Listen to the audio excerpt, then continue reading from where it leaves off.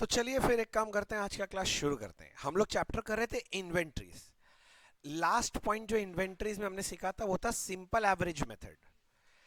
चलिए एक सम करते हैं जिसके अंदर कोई भी कॉन्सेप्ट का जरूरत नहीं है, बेसिकली कॉमन सेंस का जरूरत है। I know common sense is very uncommon, but still एक बार कोशिश करते हैं। सम नंबर 4, आपके मटेरियल में ये सम नंबर 4 मिलेगा। पढ़े। Consider the following information pertaining to G and Sons as on 31st March 19। तो 31st March 19 को कुछ इंफॉर्मेशन दे रहा है। क्या क्या दिया है? एक दिया है ओपनिंग इन्वेंट्री। ओपनिंग इन्वेंट्री मतलब ओपनिंग स्टॉक दिया है।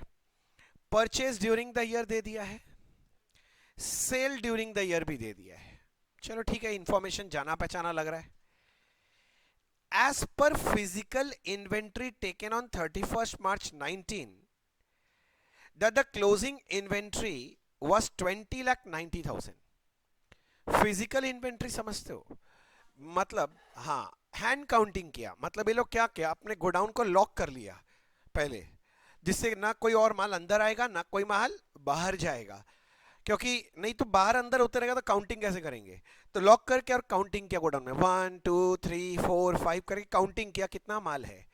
तो फिजिकली कितने का माल पड़ा हुआ है? 20,90,000 का। यहां तक समझ में आ रहा है? फिर बोला है gross profit on sale was remain constant eight 25%। और आपका जीपी सेल का कितना परसेंट है?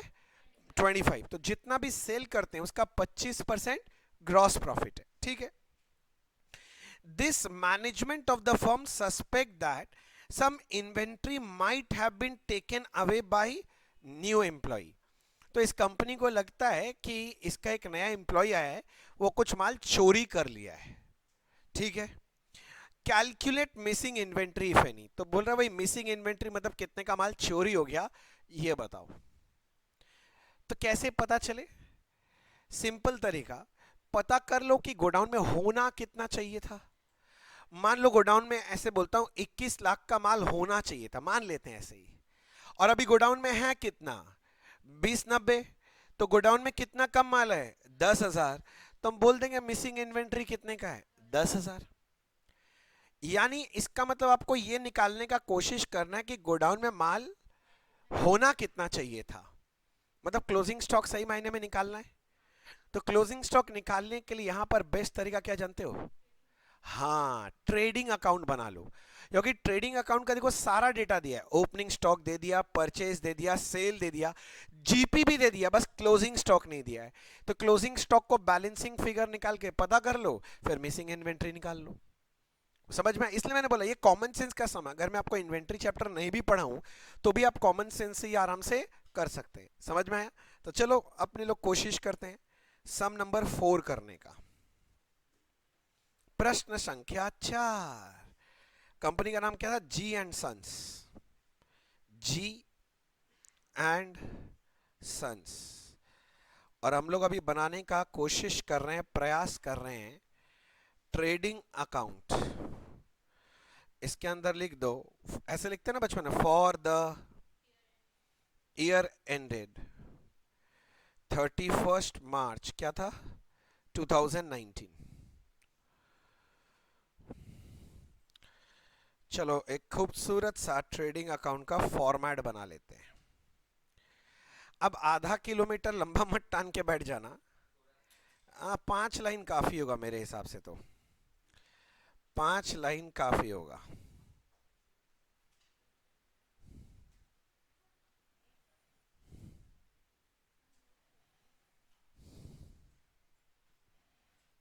पांच लाइन काफी होगा। एक एक करके बैठाना चालू किया। ओपनिंग इन्वेंट्री 15 लाख का। टू, ओपनिंग इन्वेंटरी 15 लाख। परचेज है 45 लाख का। परचेज है 45 लाख का। Sale 50 lakh. By sale 50 lakh का। समझ आ रहा है क्या? और नॉर्मली क्या होता है, क्लोजिंग स्टॉक दिया हुआ रहता है सब में, पर इस बार तो हमको क्लोजिंग स्टॉक निकालना है कि होना कितना चाहिए। पर ये लोग बता दिया था ग्रॉस प्रॉफिट सेल का कितना परसेंट है, 25। तो अगर सेल आपका 50 लाख रुपए का है, इसका 25%, 12,50,000। अब बस आपके पास कैलकुलेटर यूपी रूपी यंत्र है, उसका प्रयोग करें। 7250 यहां का टोटल दिख रहा है, करेक्ट। और क्लोजिंग स्टॉक निकल रहा है बैलेंसिंग फिगर 22,50,000। देखो ट्रेडिंग में क्या डाउट है,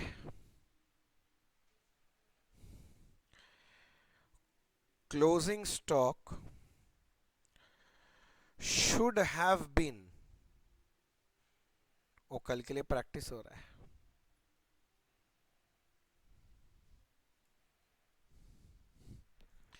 यहां से क्या कंपेयर करना है, फिजिकल इन्वेंट्री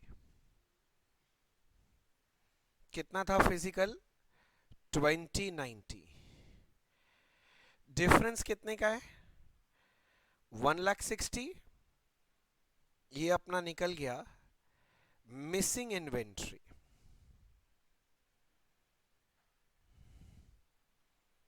देखिए मिसिंग इन्वेंट्री,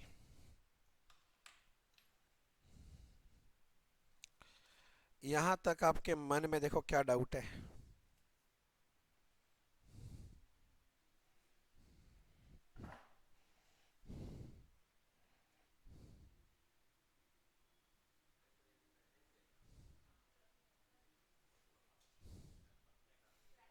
प्रैक्टिस सेशन, इसको प्रैक्टिस सेशन बोलते हैं, क्लब है।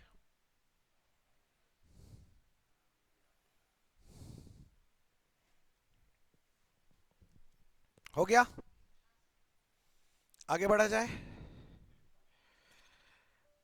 लास्ट कॉन्सेप्ट नंबर कितना लिखे थे बताना तो, 11 था ना।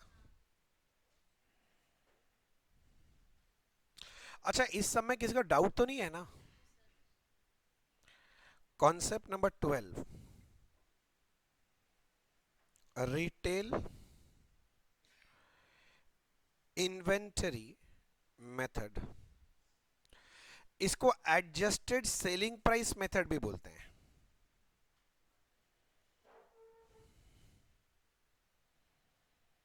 एडजस्टेड सेलिंग प्राइस मेथड,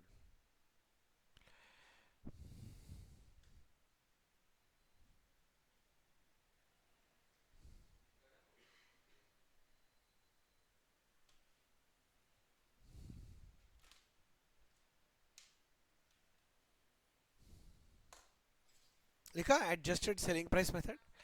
अगर आपको याद हो जब मैंने पिछले क्लास में स्टार्ट किया था चैप्टर, तो मैंने आपको डिटरमिनेशन ऑफ कॉस्ट का पॉइंट पढ़ाया था।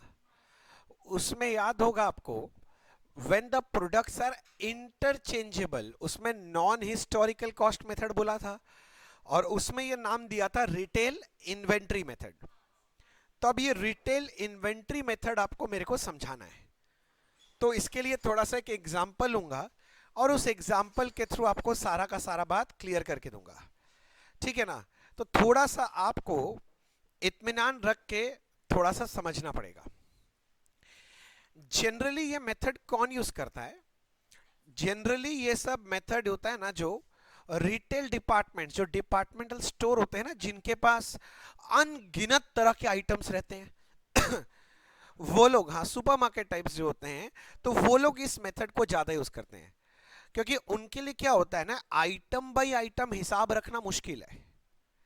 क्योंकि देख सब कोई इतना बड़ा हिसाब किताब नहीं रख सकता। तुम सोचेगा भैया स्पेंसर आज के दिन में जाते हैं इतना बड़ा, किंतु उनके पास पूरा कंप्यूटराइज सिस्टम है, सारा चीज टैग किया हुआ रहता है, उनके लिए आइटम बाय आइटम ट्रैक करना बहुत ईजी है। किंतु एक तो तुम सोचो तुम्हारे एरिया में, लोकेशन में, अगर कोई बड़ा एक तो मोदी खाना का दुकान है, ग्रोसरी शॉप है, अब उसके लिए तो आइटम बाय आइटम हिसाब रखना, टैग रखना, करेगा कहाँ? उसका प्रॉफिट मार्जिन ही इतना नहीं है कि ये सब खर्चा में पैसा लगाएगा। तो वो लोग के लिए क्या यूज होता है? Retail inventory method. होता क्या प्रैक्टिकली मैं बताता हूँ। आप सीए साहब बन गए, अब आपको बोलेगा ऑडिट करने के लिए, तो आपको आप बोलेंगे बताइए आपका क्लोजिंग स्टॉक कितना है 31 को। वो आपको क्या करेगा ना, अपने दुकान में लेकर खड़ा कर देगा, बोले देखिए ये सारा माल पड़ा हुआ है मेरे पास, बताइए इसका वैल्यू क्या है।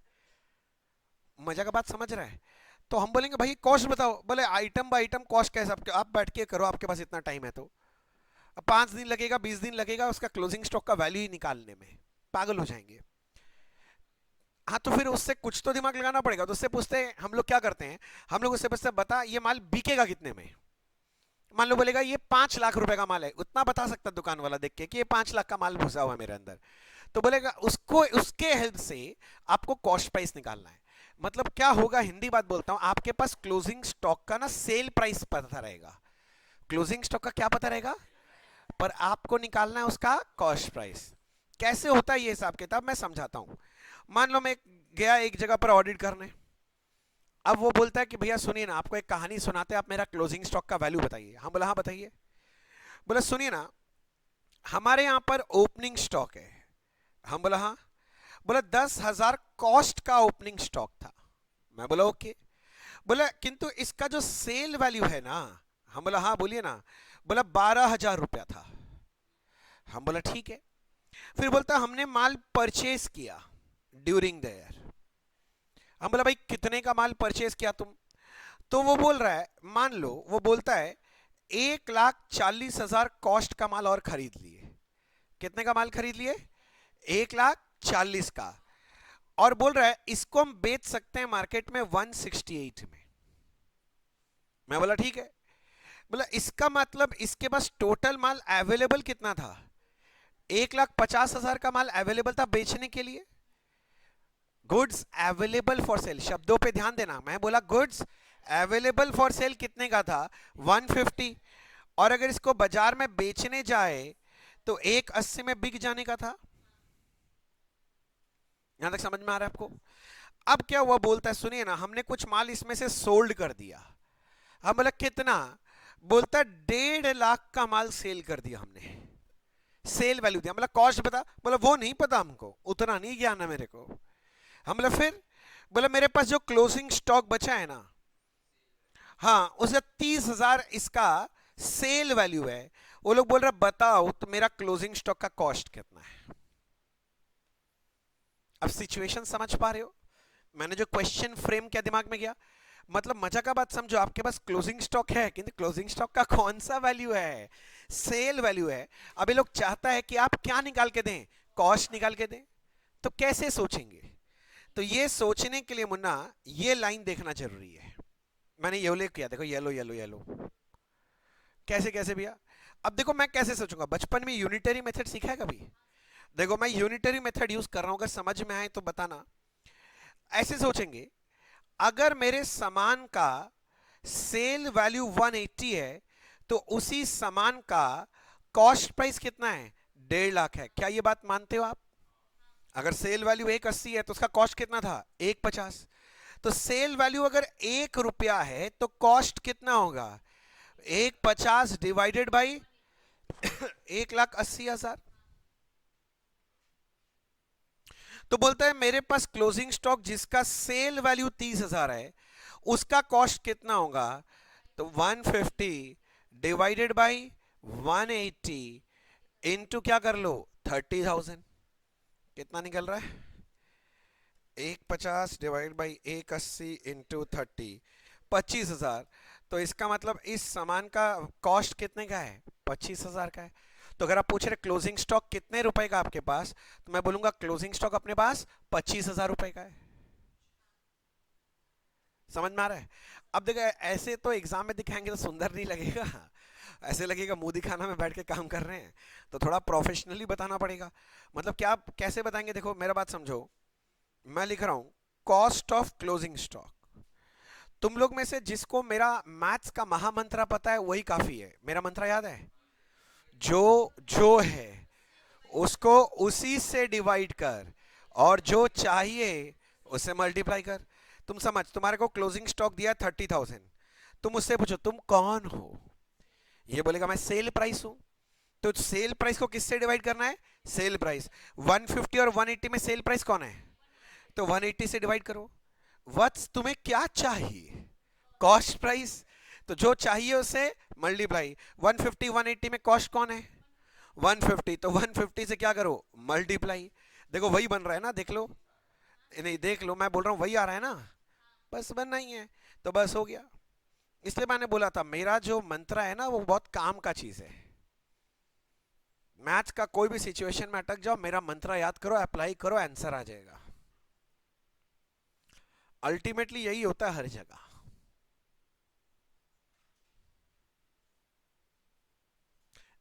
लिख लिख लिख।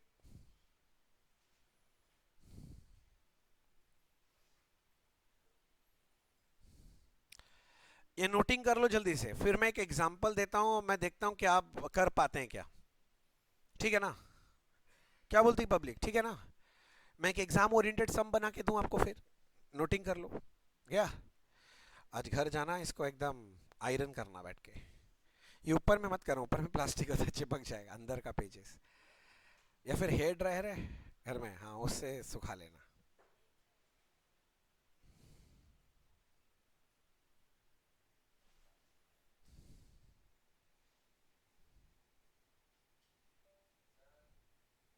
बोलिए।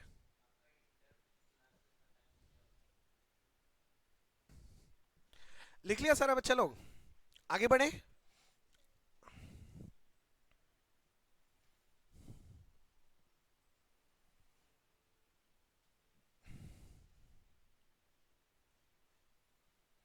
मैं एक एग्जांपल बना के दूं, चलो लिखो।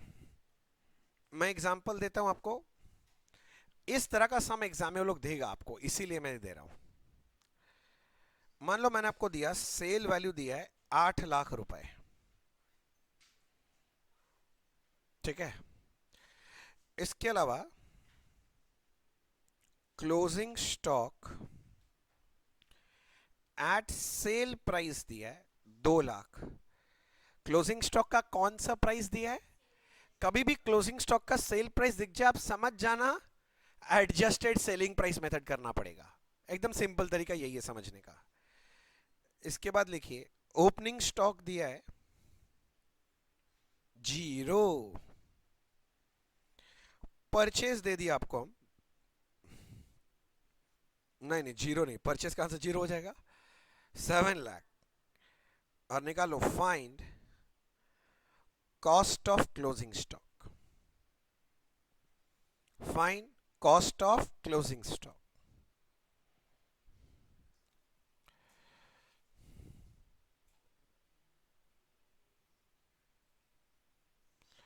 क्या मैं बोलूं आगे, छोटे छोटे पापी आत्माओं,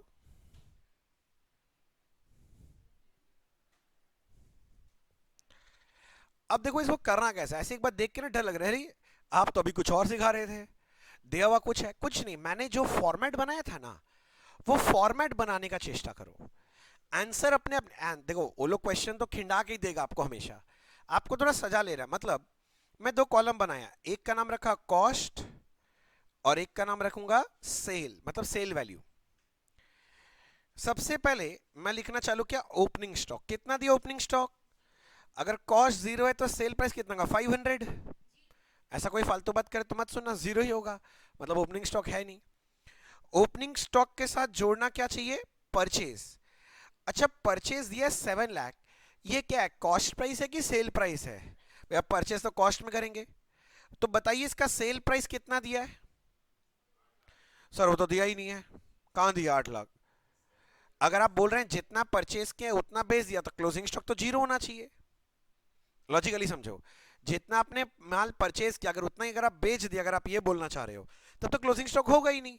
और वो लोग तो बोल रहे हैं क्लोजिंग स्टॉक है, तो सीधा सीधा बात ये है ना कि आपको इसका सेल वैल्यू नहीं दिया, तो ब्लैंक छोड़ दो, बाद में देखा जाएगा जब मिलेगा।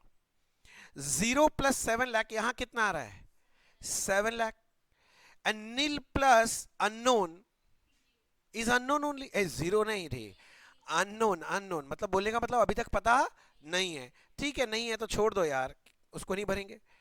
अब यहां से अपने लोग क्या हटाते हैं, सेल। सेल दिया 8 लाख। माय क्वेश्चन इज ये कॉस्ट प्राइस है कि सेल प्राइस है? भैया सेल बोला तो सेल प्राइस ही होगा। हाँ, तो सेल प्राइस 8 लाख है, कॉस्ट प्राइस नहीं दिया, हमको चाहिए भी नहीं, जा। और लास्ट में क्या आता है, क्लोजिंग स्टॉक। और ये लोग बोला था क्लोजिंग स्टॉक का सेल प्राइस 2 लाख रुपए, भैया कॉस्ट प्राइस नहीं दिया। अरे गधेड़ा, वही तो निकालना है, वही दे देगा तो अपना काम क्या बचेगा। यहां तक समझ में आया? तो डेटा देख देख के पहले से भरो। अब सेल वैल्यू वाला कॉलम को ना बैक कैलकुलेशन करना चालू करो। समझो, समथिंग -8 लाख किया तो ये 2 लाख बच रहा है, तो बताओ ये समथिंग कितना है? समझ में आ रहा है? 10 लाख होगा सबको। कोई बच्चा जिसको समझ में नहीं आया बताओ, अगर आपका मैथ सुबहान अल्लाह तो बताओ मेरे को एक बार। नहीं पता है सबको? चलो तो ये 10 लाख है। और एक बात समझो, इधर देखो, ये तो तुम लोग समझ लिया। अब बहुत डिफिकल्ट वाला चीज, नील मतलब होता है जीरो। जीरो के साथ एक्स परचेस करेंगे तो 10 लाख आ रहा है, तो व्हाट इज एक्स? तो ऑब्वियस बात है, ये भी कितना है, 10 लाख है। किंतु ये पूरे काम में ना बस ये लाइन अपना काम का होता है और कुछ काम का नहीं है। ये लाइन मिलने के बाद अगर आप कुछ नहीं भी निकालने का कोशिश करो तो कोई फर्क नहीं पड़ना है। मुझे निकालना क्या बच्चे, कॉस्ट ऑफ क्लोजिंग स्टॉक। देखो लिखो मेरे साथ साथ, cost of closing stock. Closing stock का वो लोग कौन सा वैल्यू दिया है, सेल वैल्यू। ये जो 2 लाख दिया है कौन सा वैल्यू दिया है, सेल वैल्यू। और तुमको मेरा मंत्र याद है, जो जो है उसको उसी से डिवाइड करो और जो चाहिए उससे मल्टीप्लाई करो। तो ये 2 लाख कौन सा वैल्यू है, सेल वैल्यू। वो येलो लाइन जो ड्रॉ किया 7 लाख 10 लाख, उसमें से सेल वैल्यू कौन सा है, तो जो जो है उसको उसी से डिवाइड करो, सेल वैल्यू को सेल वैल्यू से डिवाइड करो। क्या चाहिए तुमको, कॉस्ट। तो ये वो येलो लाइन बताओ कॉस्ट कितना है, 7, तो 7 से मल्टीप्लाई कर दो, कितना आ रहा है, 1,40,000।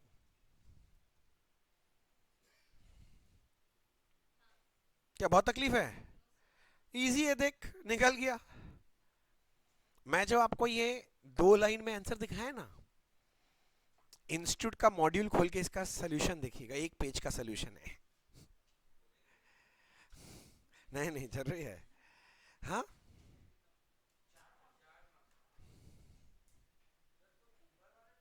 4 मार्क्स का, ओ धीरे कैसे करेगा, ऊपर वाला दिखाना ही पड़ेगा। अरे बाबा, अगर तुम ऊपर वाला चाहे तो मन मन में कर सकता है, कोई दिक्कत नहीं है। हाँ, मार्क्स भी फिर मन मन में देगा, टीचर पेपर में नहीं दिखेगा। ऐसे तो हम पूरा पेपर ही मन में करके आ जाएंगे। मार्क्स भी मन में मिलता है फिर। ये गुड्स अवेलेबल फॉर सेल है। एक बच्चा पूछ रहा भैया येलो लाइन जो की है इसका नाम क्या है, ये निकला है यहां पर गुड्स अबे लेबल, अबे नहीं अवेलेबल फॉर सेल, बेचने के लिए माल है।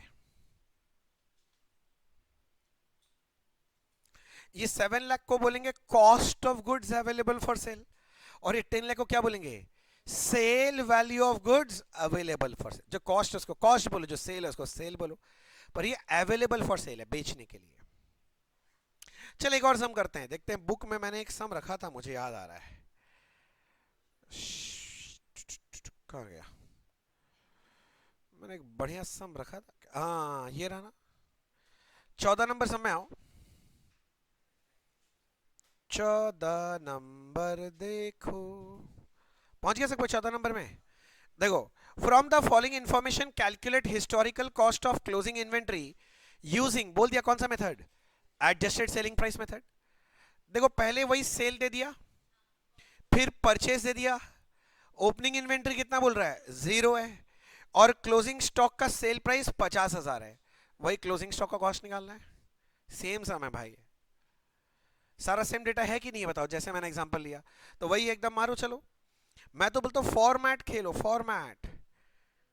मैं तो आपको इतना सुंदर फॉर्मेट दे दे रहा हूं, और आपको क्या चाहिए जिंदगी में, भगवान से इससे ऊपर और क्या प्रार्थना कि आपको हर चीज का फॉर्मेट मिल जाता है, बस डेटा फीड करो, काम हो गया।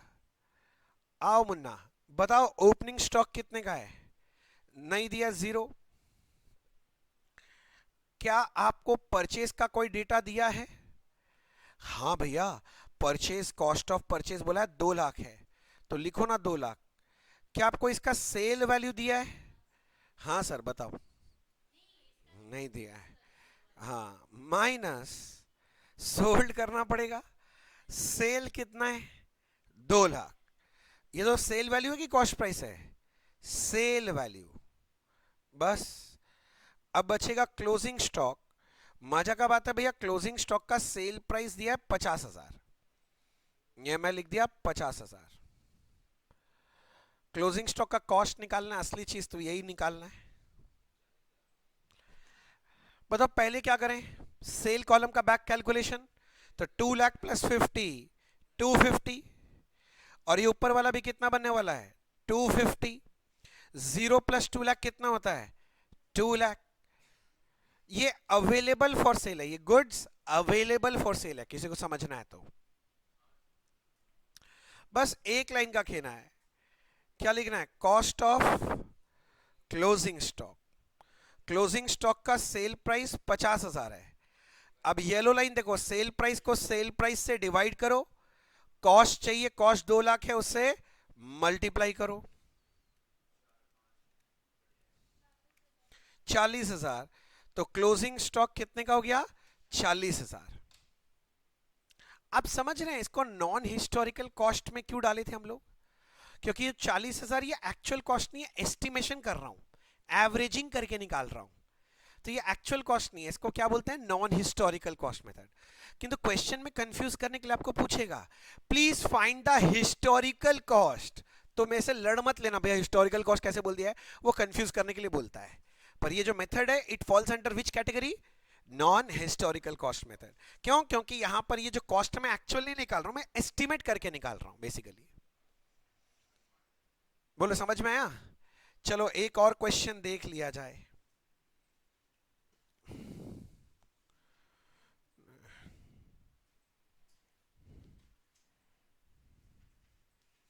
हाँ आओ तो क्वेश्चन नंबर 3 देखो। क्वेश्चन नंबर 3 देखो, एक बार फट से इसको रीड करो तो। मतलब आपका बड़ा दिक्कत है, कभी नीचे कभी ऊपर, बहुत कूदते हैं आप। इतना पेज पलटना पड़ता है ना हम लोग को, एक आदमी रखना पड़ेगा। जल्दी से एक बार रीड करो, बहुत इजी है। इसमें पिछले दिन का कॉन्सेप्ट भी लगेगा। कॉस्ट ऑफ परचेज निकालना सिखाया था, याद है कुछ?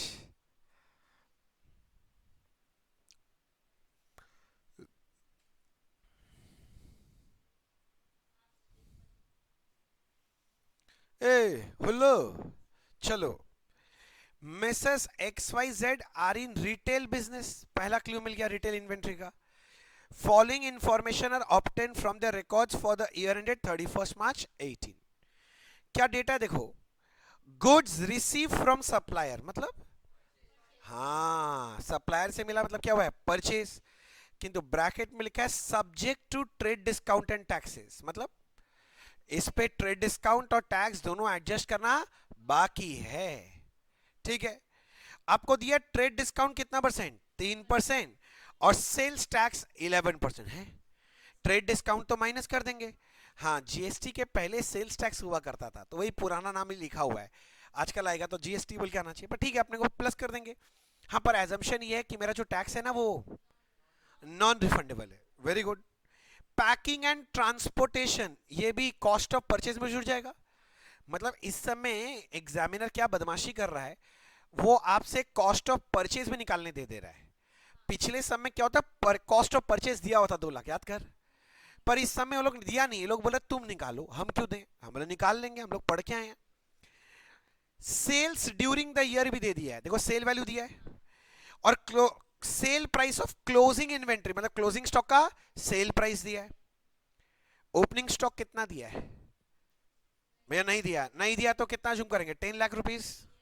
ऐसा कोई फालतू बात बोले मत, मन नहीं दिया तो नहीं है। हाँ देखो, find historical cost of inventory using adjusted selling price method. ठीक है, तो वही है। चलो चलो चलो, तो इस समय प्रश्न संख्या 3, पहले निकालना पड़ेगा कॉस्ट ऑफ परचेज। तो लिखो कैलकुलेशन ऑफ, क्या निकालने का? Cost of purchase. नहीं निकालना था तो पिछला क्लास देखो, पिछले क्लास में हमने भरपूर डिस्कशन किया है। नहीं आता है तो पिछला क्लास देखो, भरपूर डिस्कशन हुआ हुआ है। बोलना यहां तक ठीक है क्या? हाँ भैया ठीक है, आगे बढ़, देखो आगे एक एक करके। सबसे पहले मैं यही नाम लिख रहा हूं, वो लोग जो यूज किया है। Goods receive from supplier 1575 500। Goods received from supplier 15,75,500। बता, पहले सेल्स टैक्स जोड़ू कि ट्रेड डिस्काउंट माइनस करूं? वेरी गुड, ट्रेड डिस्काउंट बोला 3%, तो पहले माइनस करेंगे ट्रेड डिस्काउंट, किंतु किसका? 15,75,500 का। आपने बोला इसका 3% लेने के लिए 47,265 माइनस करके आता है 15,28,235। किसी को याद है इसको क्या बोलते थे? Net purchase price. याद आया? अब इसके साथ सेल्स टैक्स 11% ऐड करना है, तो 15,28,235 जो है ना, उसका 11% करना पड़ेगा। हाँ 168 106 करो, 0.85 है।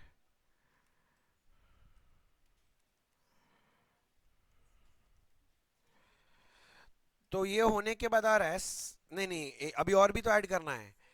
एक और था, पैकेजिंग एंड ट्रांसपोर्टेशन भी तो ऐड होगा यार, भूल गया क्या? ट्रांसपोर्टेशन मैंने बताया था ना, ट्रांसपोर्टेशन वाला पॉइंट। हाँ तो 87,500 जोड़ो plus packing and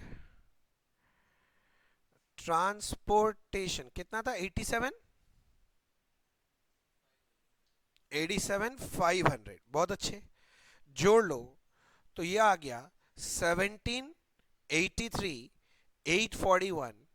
basically this is our cost of purchase. और तो कुछ था नहीं। याद करो पिछले क्लास में मैंने एक एग्जांपल कराया था, एग्जैक्टली ऐसा ही था। अब समझ में आ रहा होगा मैंने क्यों कराया था।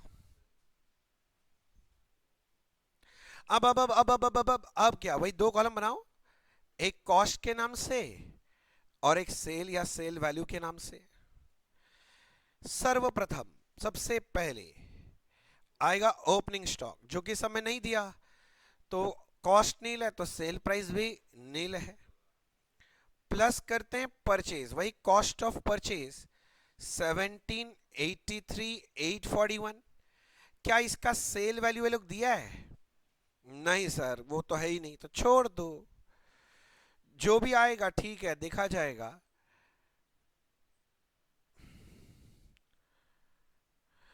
अब यहां से माइनस करते हैं सेल।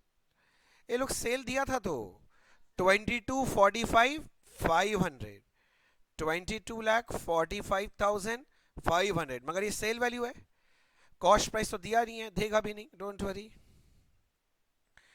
और अब गया क्लोजिंग स्टॉक।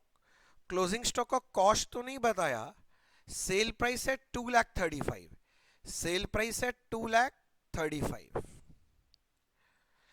अब आपको आंसर आंखों के सामने घूमने लग गया होगा शायद। अब बैक कैलकुलेशन करना पड़ेगा, 22,45,500 प्लस 2,35,000, 24,80,500। ऊपर वाला भी यही हो रहा है, पर आपको पता है ना, ये काम का लाइन तो यही है। अच्छा मैं ऐसे येलो करता हूँ, इसका मतलब कि नहीं एग्जाम में भी तुम येलो येलो डिटी फेलो करके आएगा। एग्जाम में कुछ मत कर देना, एकदम चुपचाप स्टेटमेंट पढ़ा रहने देना। अब इसके नीचे एक लाइन में सम खत्म। Cost of closing stock, closing stock का सेल वैल्यू 235 है। अच्छा तुम लोग बताओ डिवाइड किससे करेंगे? 24,80,500 मल्टीप्लाई किससे करेंगे? 17,83,841। बहुत अच्छे।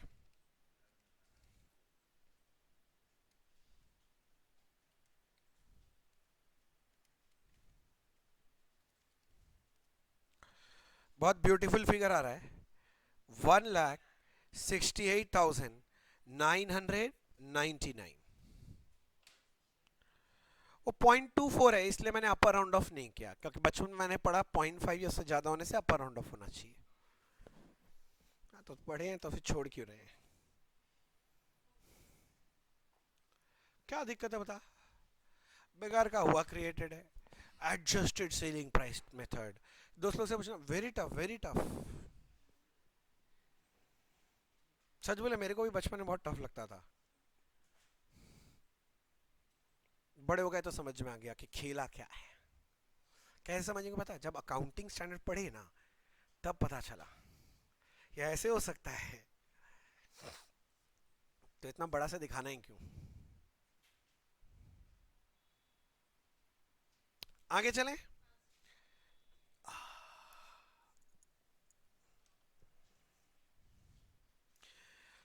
हाँ,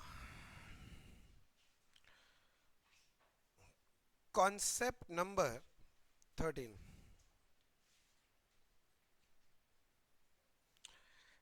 इन्वेंट्री सिस्टम। इसका थ्योरी आएगा 4 मार्क्स का। 4 मार्क्स या 6 मार्क्स का थ्योरी दे सकता है,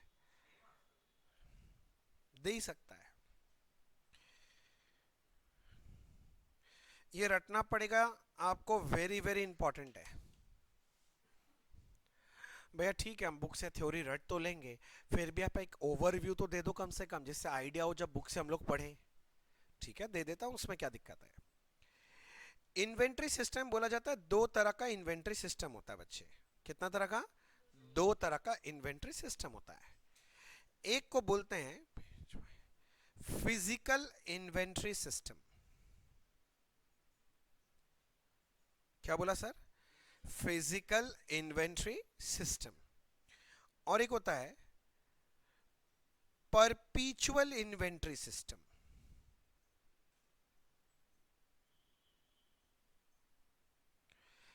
अच्छा, फिजिकल इन्वेंट्री सिस्टम को पीरियोडिक इन्वेंट्री सिस्टम भी बोल देते हैं।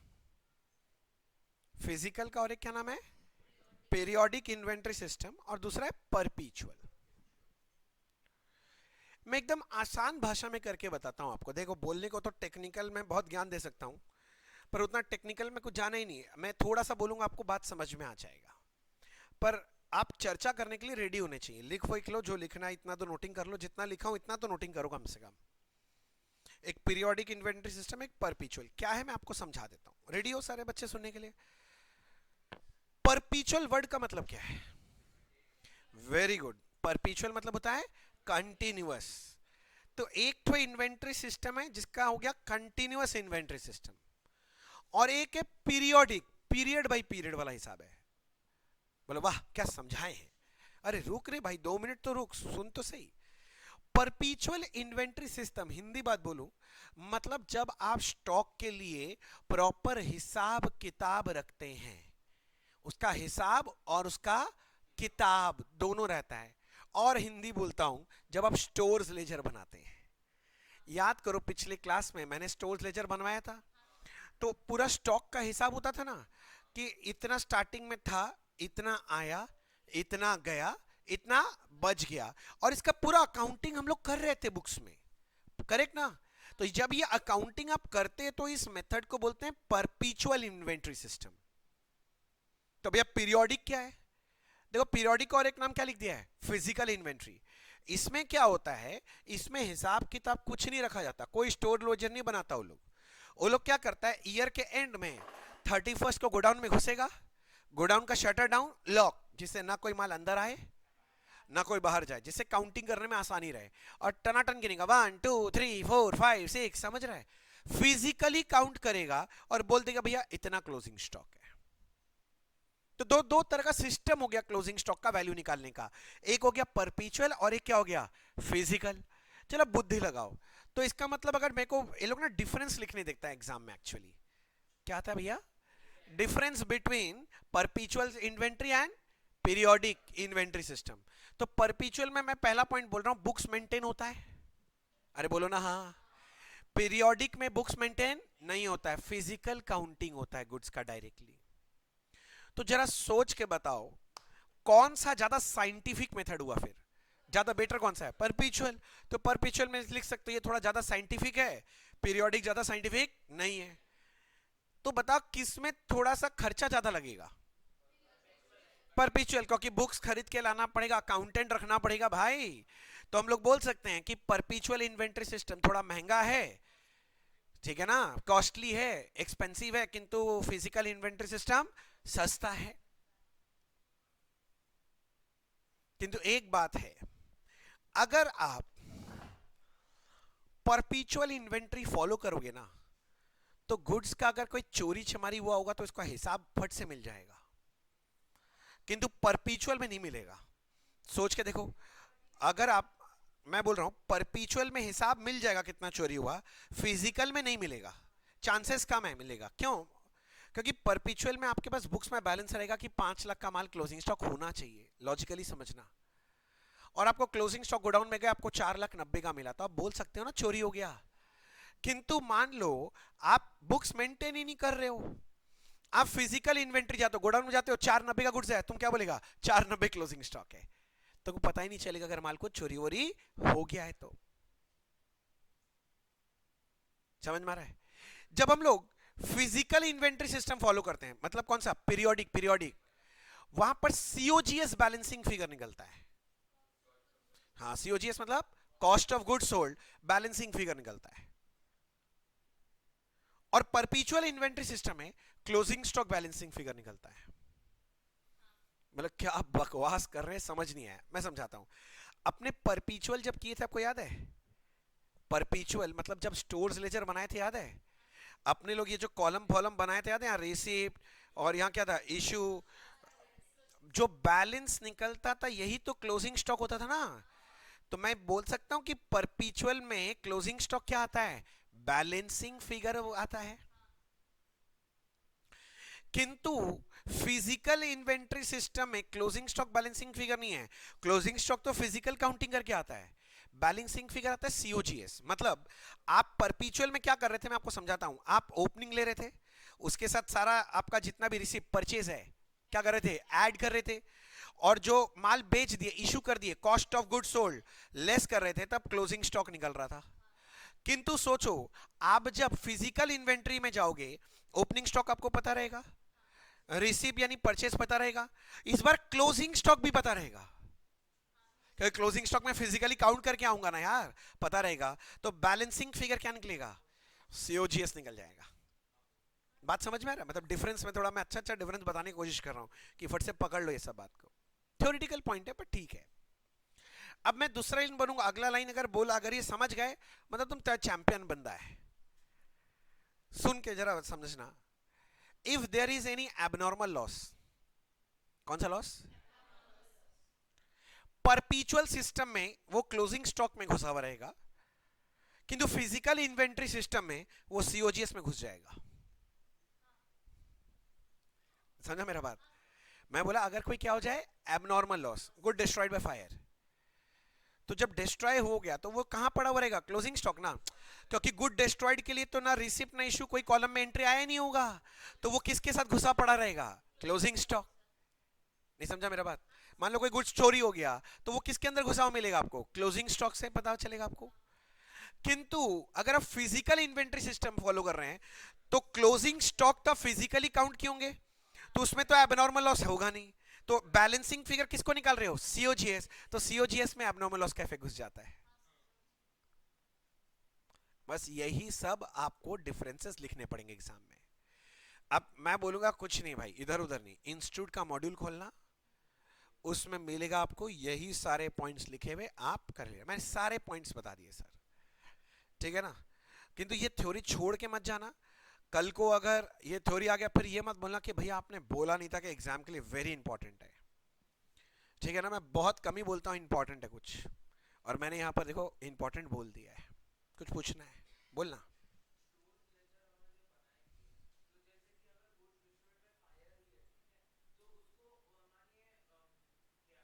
इशू तो बाद में दिखाएंगे ना, पहले कहां घुसा रहेगा वो हमेशा। मेरा बात नहीं समझा। तुम्हारा अगर कुछ लॉस हुआ है, तुम बोल रहे हैं हम उसको इशू दिखा देंगे भैया, वो तो बाद में, किंतु पहले वो कहाँ घुसा हुआ मिलेगा तुमको? कौन से फिगर में? क्लोजिंग स्टॉक में। मान लो कोई, छोड़ो गुड डिस्ट्रॉयड में फायर का एग्जांपल मत लो, मान लो कोई गुड्स चोरी हो गया, तो क्या तुमको पता रहता है माल चोरी हो गया? नहीं पता है, तो वो कहाँ घुसा हुआ मिलेगा? क्लोज। यही बोलना चाह रहे हैं। क्लियर हुआ? चलो, इस चैप्टर का सबसे important point, stock reconciliation. Exam में जब क्वेश्चन पूछता है ना, पहला जो 13 कॉन्सेप्ट्स कराया उससे आने का चांसेस है 20%, और ये अकेले कॉन्सेप्ट से आने का चांसेस रहता है 80%। मतलब 10 बार में 8 बार क्वेश्चन इसी कॉन्सेप्ट से मिलेगा, और बाकी 2 बार बाकी कॉन्सेप्ट से क्वेश्चन मिलता है।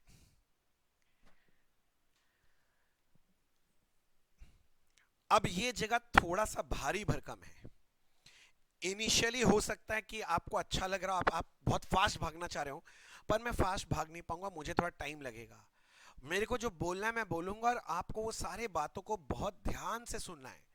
कई बार क्या होगा, मैं आपसे कुछ क्वेश्चन पूछूंगा, उसका आंसर्स बहुत इंस्टेंटली आ रहा होगा जोड़ा तापी लगा के, विदाउट लॉजिक, बट आप उसको लॉजिकली सोचोगे। मैं जैसे मजबूर करूंगा आपको सोचने में, वैसे आप सोचोगे, तब तो ये वाला पोर्शन आपके मुट्ठी में रहेगा। नहीं तो ये कब से झट से निकल जाएगा पता ही नहीं चलेगा आपको। मेरा बात समझ में है मैं क्या बोला? क्लियर है? शुरू करें? चलिए शुरू करते हैं। स्टॉक रिकॉन्सिलिएशन, छोड़ो स्टॉक रिकॉन्सिलिएशन, पहले बात करते हैं क्लोजिंग स्टॉक का। क्लोजिंग स्टॉक का हमारे फाइनल अकाउंट्स में कोई इंपॉर्टेंस है क्या? हाँ भैया, इंपॉर्टेंस मतलब ये पहले तो ट्रेडिंग के क्रेडिट साइड में लिखते हैं, फिर बैलेंस शीट के एसेट साइड में, उसके बिना तो फाइनल अकाउंट्स बनेगा ही नहीं। हाँ, इसीलिए तो एक चैप्टर ही बना दिया गया है इसके ऊपर। इसका इंपॉर्टेंस समझ रहे हो कि क्या बना दिया गया है? चैप्टर। अब मान लो मेरे यहां पर ईयर एंडिंग है 31 मार्च 2023। कब है भाई? 31 मार्च 23। अब मान लो ये ईयर एंडिंग है, ये डेट है 31 मार्च 23। अब मुझे क्या बनाना है? Trading PL. तो मैं झट से अपना ट्रेडिंग बनाने गया, मुझे चाहिए क्लोजिंग स्टॉक। तो मैं क्या करूंगा, 31 मार्च को मैं कहां चला जाऊंगा? गोडाउन में, और गोडाउन को कर दूंगा लॉक। मैं बार बार समझा रहा हूं, क्योंकि मैं काम चालू करके स्टॉक वेरिफिकेशन, फिजिकल वेरिफिकेशन कर ही नहीं सकता। तुम सोचो एक बड़ा सारा गोडाउन है, नहीं समझा बात? बड़ा कभी गोडाउन देखा है लाइव में? लंबा चौड़ा, मतलब ये इतना साइज का बड़ा गोडाउन को बड़ा गोडाउन नहीं बोलते हैं, ठीक है ना? पता चलेगा तुम्हारा 50,000 square feet, 1 lakh square feet का गोडाउन होता है भाई साहब। वो सब गोडाउन का हिसाब समझो। कॉन्स्टेंटली माल आ रहा है जा रहा है, आ रहा है जा रहा है। अगर मान लो तुम काम चालू रख के अगर गोडाउन में मतलब कैलकुलेशन करना चालू करा क्लोजिंग स्टॉक, तुम अकाउंट क्या 1 2 3 4 ऐसे करके 5 लॉट गिना ही था, अचानक से आदमी लोग आए, उधर से एक लॉट निकाल के चला गया। तुम मेरा बात समझ रहा है? तुम फिर उधर से वापस से गिनना चालू किया, उधर कोई ठूस के चला गया थोड़ा सा जगह में, तो हो ही नहीं सकता। मतलब मेरा बोलने का मतलब सीधा सीधा ये है कि जब भी आप फिजिकली स्टॉक को वेरीफाई करने जाओगे, आपको उस दिन अपना गोडाउन का शटर डाउन करना पड़ेगा, मतलब धंधा बंद करना पड़ेगा, उसके बिना नहीं चलेगा। तो फिजिकल इन्वेंट्री का एक ये डिसएडवांटेज भी, अगर आपको फिजिकल इन्वेंट्री लेना है तो धंधा बंद करना पड़ेगा। और परपीचुअल सिस्टम में सोच को अगर आपको धंधा बंद करने का भी जरूरत नहीं है, टनाटन चलेगा काम। एनीवेज चलो अब आगे बात करते हैं जिसका। तो मैं गोडाउन का शटर डाउन किया, और यहां पर जितना माल था वो सारा माल को गिन लिया, और गिन के मान लो पता चला मेरा माल 2 लाख का क्लोजिंग स्टॉक निकल गया। तो मैं पहले कहां बैठा दूंगा 2 लाख को? क्लोजिंग स्टॉक को ट्रेडिंग में बैठा दिया 2 लाख रुपए का, और झट से मेरे को बैलेंस शीट के एसेट साइड में बैठाना है, तो एसेट साइड में जाके मैं स्टॉक लिख दिया कितने रुपए का? 2 लाख। खुश? मान लो थोड़ा सिचुएशन चेंज करता हूं, मान लो थोड़ा सिचुएशन चेंज हो गया। क्या चेंज हुआ? अब होना तो ये चाहिए था मुन्ना कि मेरे को 31 को गोडाउन में जाके ना स्टॉक वेरीफाई करना चाहिए था। मेरा पॉइंट सुनना, 31 मार्च को मुझे गोडाउन में जाके स्टॉक वेरीफाई करना चाहिए था, पर मैं उस दिन गोडाउन क्लोज करके स्टॉक वेरीफाई नहीं किया। क्यों? मेरा धंधा फुल स्विंग में, मेरा सीजन है भाई, तुमको क्या लगता है हम अपना धंधा बंद करके सीजन वाला धंधा हम क्लोजिंग स्टॉक कैलकुलेट करें? क्लोजिंग स्टॉक या तेल लेने भाई, भाई काम क्यों कर रहे हैं? कमाने के लिए। कमाई बंद करके लंबा नुकसान करके, मान लो मेरा साल का सबसे ज्यादा सेल ही 31st को होता है, हम 31st को दुकान बंद कर दें, कोई नहीं करेगा ना। आप लॉजिकली सोचो, कोई बिजनेसमैन करेगा क्या? कोई नहीं करेगा। तो हम 31st को दुकान नहीं बंद कर पाए, मेरा बिजनेस फुल स्विंग में है, स्टॉक का ऐसा का तैसा, फाइनल अकाउंट ऐसा का तैसा, पहले कमाई आना चाहिए घर में भाई, फिर और कुछ देखा जाएगा। लॉजिकली सोचो थोड़ा सा। अरे भाई बिजनेस करते क्यों है? कमाई के लिए। अब मेरा मेरा ना लास्ट जो सप्ताह होता है ना मार्च का, वही मेन सेल होता है मेरा, तो हम थोड़ी ना दुकान बंद करके बैठ जाएंगे। तो हुआ क्या कि उस दिन तो मैं गोडाउन में जाके स्टॉक वेरीफाई नहीं कर पाया, पर 7 तारीख को हम लोग फ्री हो गए थे। कितने तारीख को? 7 दिन बाद, 7 April. This is after balance sheet date. कौन सा डेट? बैलेंस शीट डेट के बाद। क्यों बोलना बैलेंस शीट डेट? समझ गया ना। मैं इस दिन आपके गोडाउन में गया और गोडाउन में जितना माल था मैंने कैलकुलेट कर लिया। मान लो इस दिन गोडाउन में आपके पास 3 लाख का माल पड़ा हुआ है।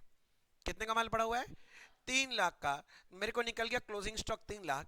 मेरे छोटे सवाल का जवाब दो, क्या मैं 3 लाख ट्रेडिंग और बैलेंस शीट में ले लूं? ले लेते ना, क्योंकि 31st का तो है नहीं मेरे पास। ले ले, 7 दिन में क्या जाता है? 7 दिन का तो फर्क है। बोले वे पागल हो गए हैं कि क्या बकवास कर रहे हैं? 7 दिन बाद का कैसे चलेगा? अपने को क्लोजिंग स्टॉक कब का चाहिए? 31st का। तो अब बुद्धि लगाओ, इसका मतलब अब आपके पास स्टॉक है तो 7 तारीख का, 7 दिन बाद का, पर आपको स्टॉक चाहिए कब का? 31st का। अब कुछ बुद्धि लगाना पड़ेगा। अब मैं क्या कर रहा हूं, आपको कुछ और इंफॉर्मेशन दे रहा हूं कि इस बीच हुआ क्या। इस बीच मतलब 31st के बाद 1 तारीख से लेके 7 तारीख तक, स्टॉक वेरिफिकेशन के दिन तक क्या क्या हुआ।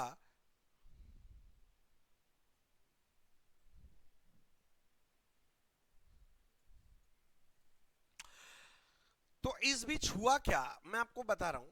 कब से कब तक? बैलेंस शीट डेट के बाद से लेके स्टॉक रिकॉन्सिलिएशन के दिन तक, 1 तारीख से 7 तारीख के बीच में क्या हुआ। इस दौरान कुछ परचेजेस हुए हैं।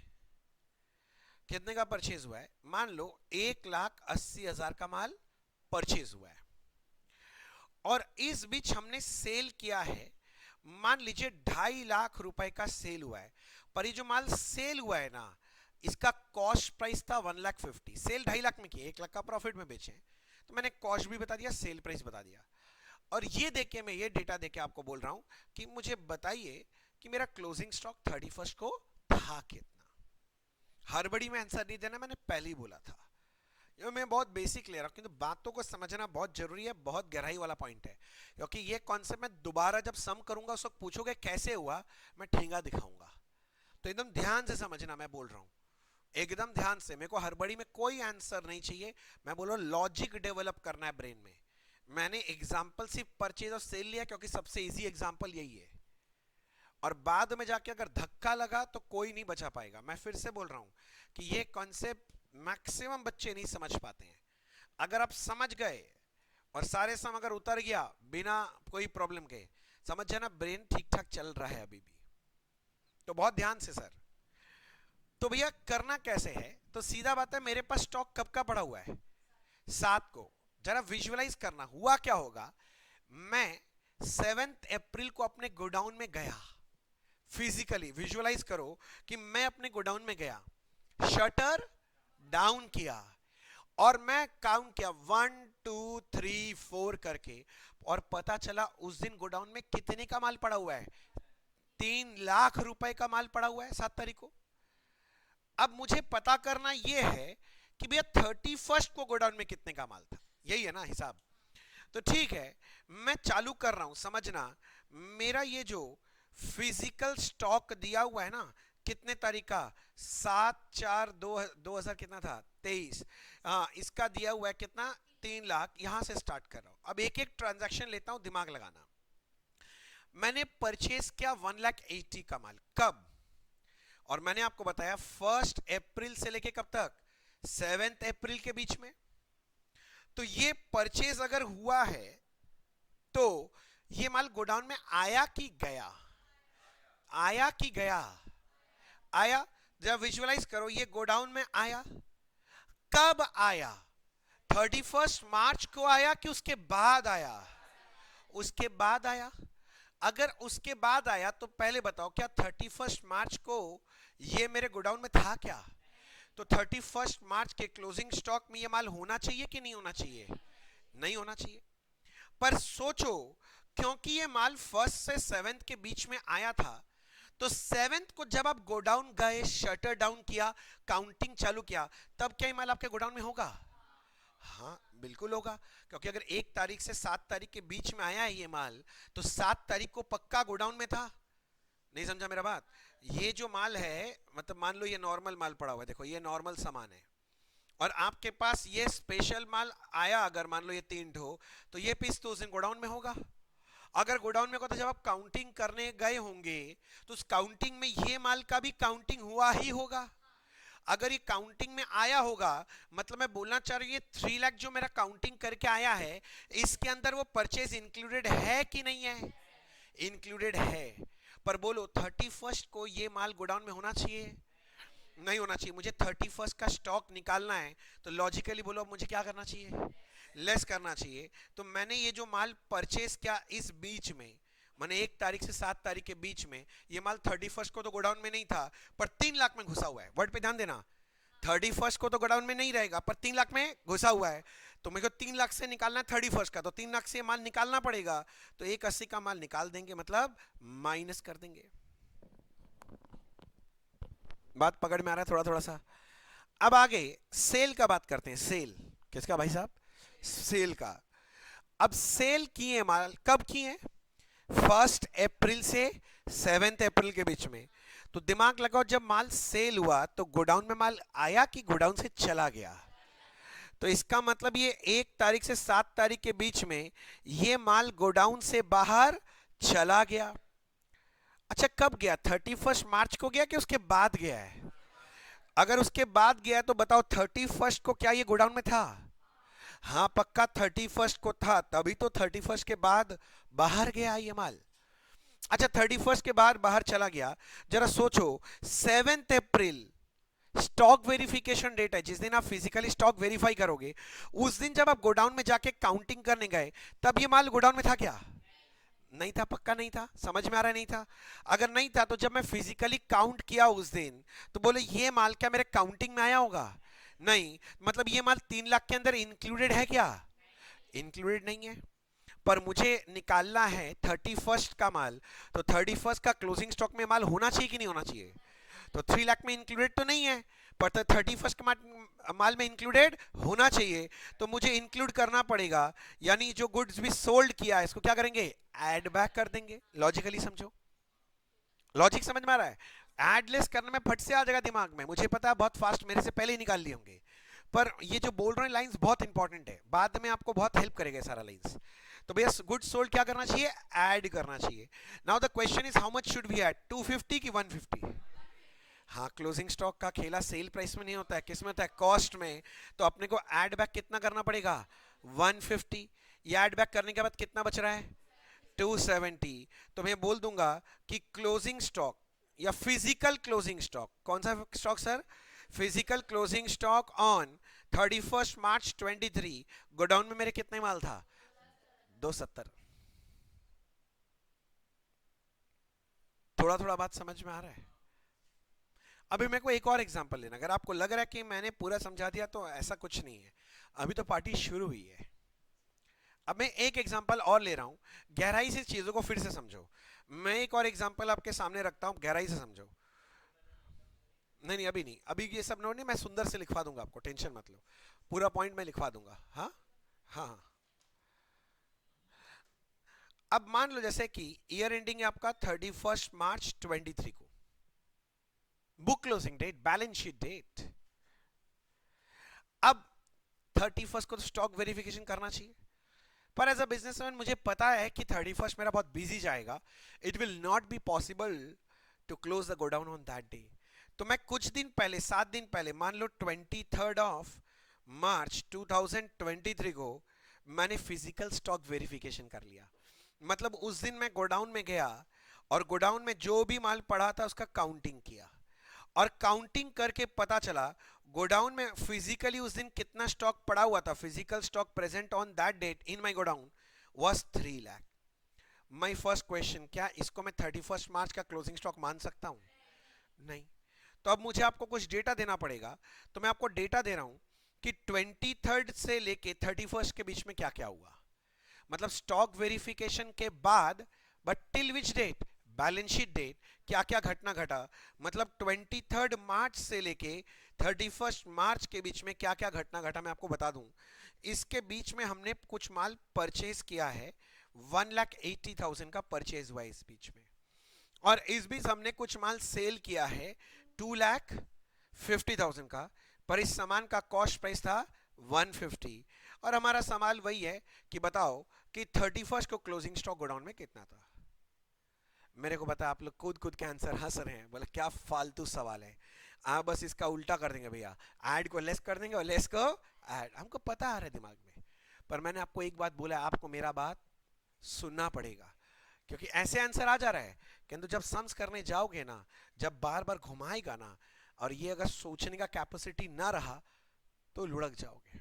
आगे फील होगा आपको ये सारा बात जो मैं बोल रहा हूं। समझो अब कैसे सोचना है, अब इस बात को समझो। तो मेरे को कहानी स्टार्ट करना पड़ेगा जो स्टॉक अवेलेबल है। कितने तारीख का स्टॉक अवेलेबल है? 23rd।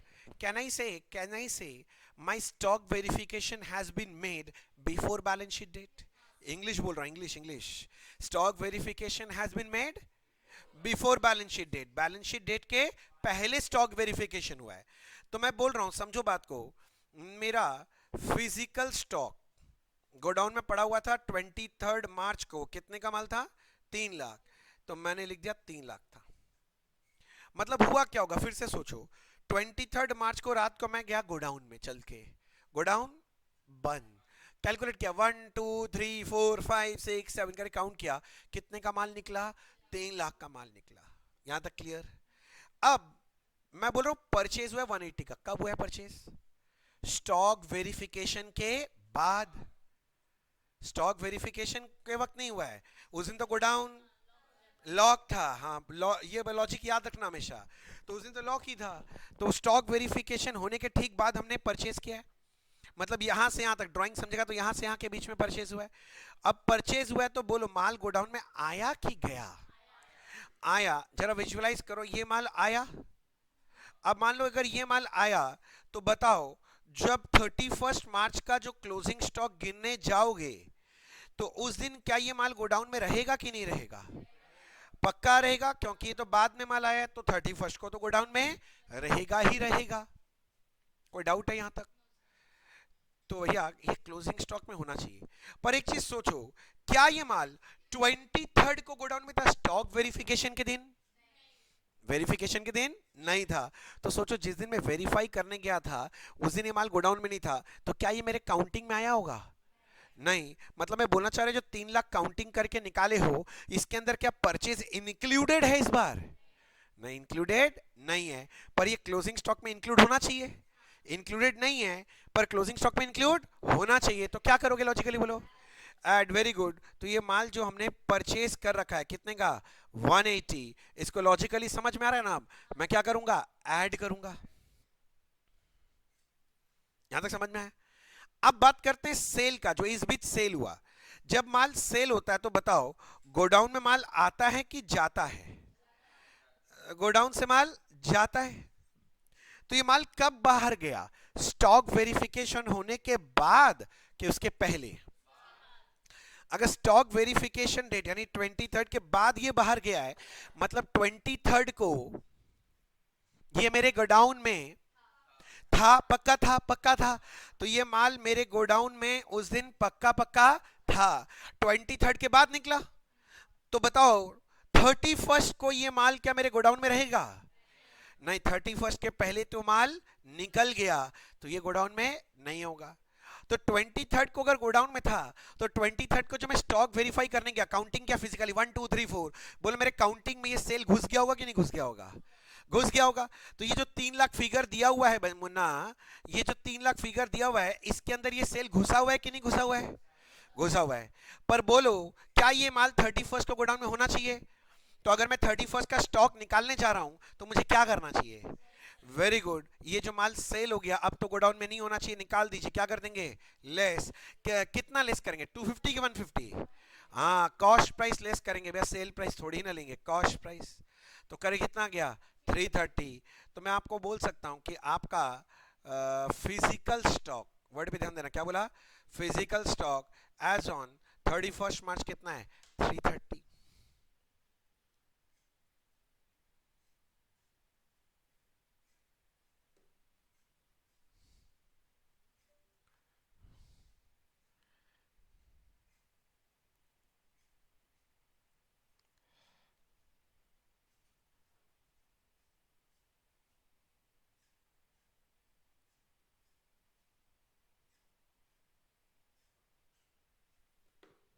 आगे चलें?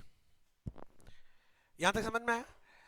अब जो मैं बोल रहा हूं बहुत ध्यान से सुनना, आपका जिंदगी आसान बनाने वाला काम करने वाला हूं मैं अभी।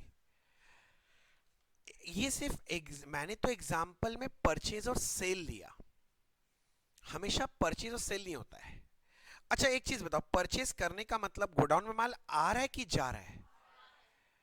मतलब गुड्स रिसीव की गुड डिस्पैच्ड? इंग्लिश सुनना, गुड्स रिसीव की गुड डिस्पैच। तो मैं परचेज नहीं बोलूंगा, अब से मैं बोल रहा हूं गुड्स रिसीव्ड। और सेल करने से गुड्स रिसीव होता है गोडाउन में कि गुड्स डिस्पैच होता है गोडाउन से? गुड्स डिस्पैच होता है। तो गुड्स डिस्पैच्ड। अब मेरा बात सुनना बड़े ध्यान से, मैं इंग्लिश में बोल रहा हूं, समझ में आए तो अच्छा बात है, नहीं समझ में आए 10 तला का बिल्डिंग बहुत जगह है, क्या करना है तुमको अच्छे से पता है। ध्यान से सुना, if stock verification is done after balance sheet date, if stock verification is done, physical verification अपने बैलेंस शीट डेट के बाद किया है, then all the goods received should be deducted and all the goods dispatched should be added। मैंने तो example में सिर्फ purchase sale लिया है। गोडाउन में माल का आना और माल का जाना कोई भी रीजन से हो सकता है, और बहुत सारा हो सकता है यार, तुम लोग को सब पता है, तुम लोग सेल और रिटर्न जानता है, कंसाइनमेंट नाम का चैप्टर सुना हुआ है, और क्या चैप्टर पढ़ा है तुम लोग? बोला जितना भी है, तुम समझ रहा मैं जो बोलना चाह रहा हूं। तो बहुत रीजन से माल गोडाउन में आ सकता है और जा सकता है। मैं बोलता हूं ये सब मोह माया है, वर्ड पे ध्यान देना, ये सब मोह माया है, इसके पचड़े में पड़ो ही मत। बस बोलते हैं ना कि एकदम क्या सोल है उस पर ध्यान दो। बस देखो गुड्स रिसीव्ड है कि गुड्स डिस्पैच्ड है। अगर stock verification balance sheet date के बाद हुआ है तो all the goods received should be deducted and all the goods dispatch should be added back. इतना याद रखो, ये करने से आपको मिल जाएगा physical inventory on balance sheet date. दूसरा समझो, if stock verification is done before balance sheet date, 23 तो बैलेंस शीट डेट के पहले है ना।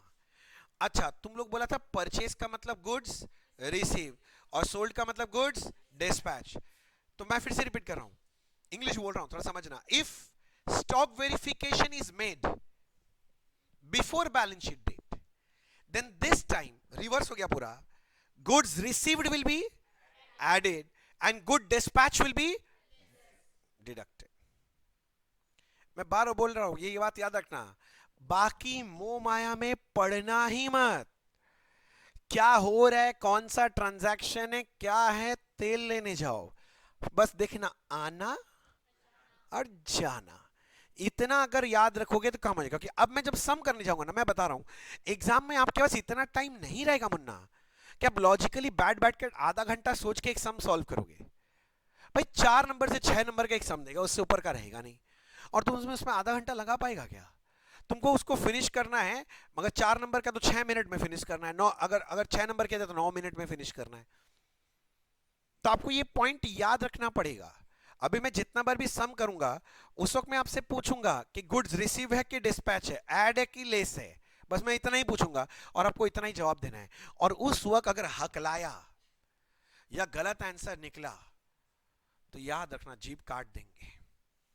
हाँ मतलब अगली बार गलती करने का मौका ही नहीं देंगे ना, झंझट ही खत्म करेंगे। समझ में आ गया? ठीक है चलो अब आगे थोड़ा समझते हैं, यहां तक समझ में आ गया। अब इस बात को मैं सुंदर से आपका नोटिंग, आप लोग नोटिंग तो नहीं किए हैं तो मैं आपको नोटिंग करा देता हूं।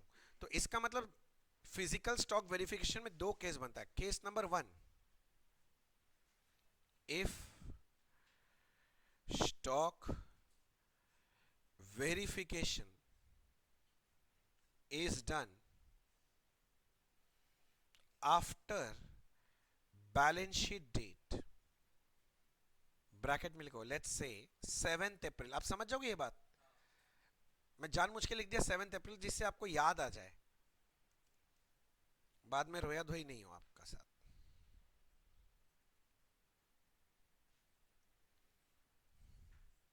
तो कैसे सम सॉल्व करना पड़ेगा, पहले आपको लेना पड़ेगा फिजिकल स्टॉक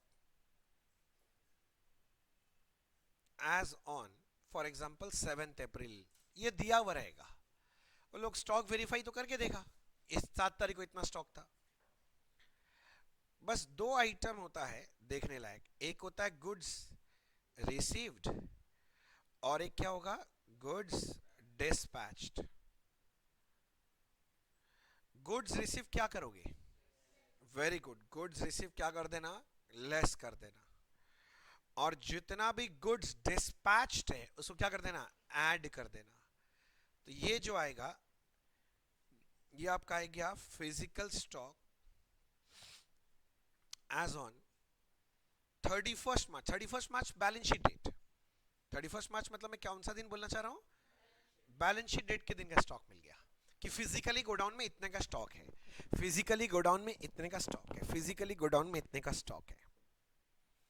और दूसरा केस बनता है इफ, हाँ जी, stock verification is done before balance sheet date. For example let's say 23 मार्च, याद आ जाएगा ये बात देख के कि बैलेंस शीट डेट 31 मार्च है, तो ऐसे। तो इस बार स्टार्ट कहां से करेंगे, फिजिकल स्टॉक एज ऑन 23 मार्च का रेडी रहेगा अपने पास। दो ही तो चीज है भाई, देख पूरा इतना भारी भरकम चीज को कितना आसान भाषा में कन्वर्ट कर रहा हूं। एक गुड्स रिसीव्ड होता है और एक गुड्स डिस्पैच्ड होता है। Goods receive will be added or dispatch subtracted less. So the net answer that you're getting is physical stock as on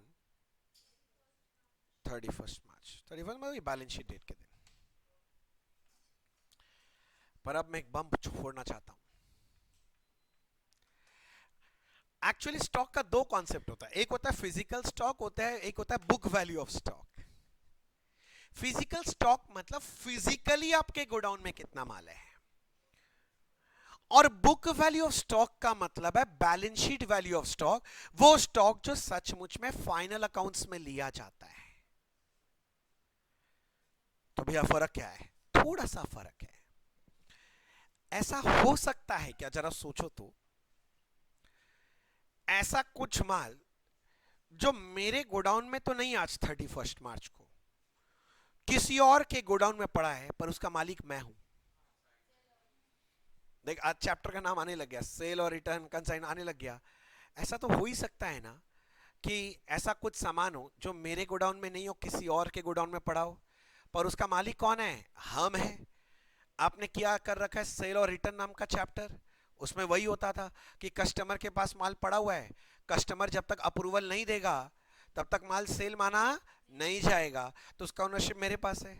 तो सोचो अगर वो माल मेरे गोडाउन में नहीं है तो फिजिकली जब हम काउंटिंग किए होंगे तो क्या मेरे फिजिकल स्टॉक में आया होगा, फिजिकल स्टॉक में नहीं है, पर उसके मालिक कौन है, हम।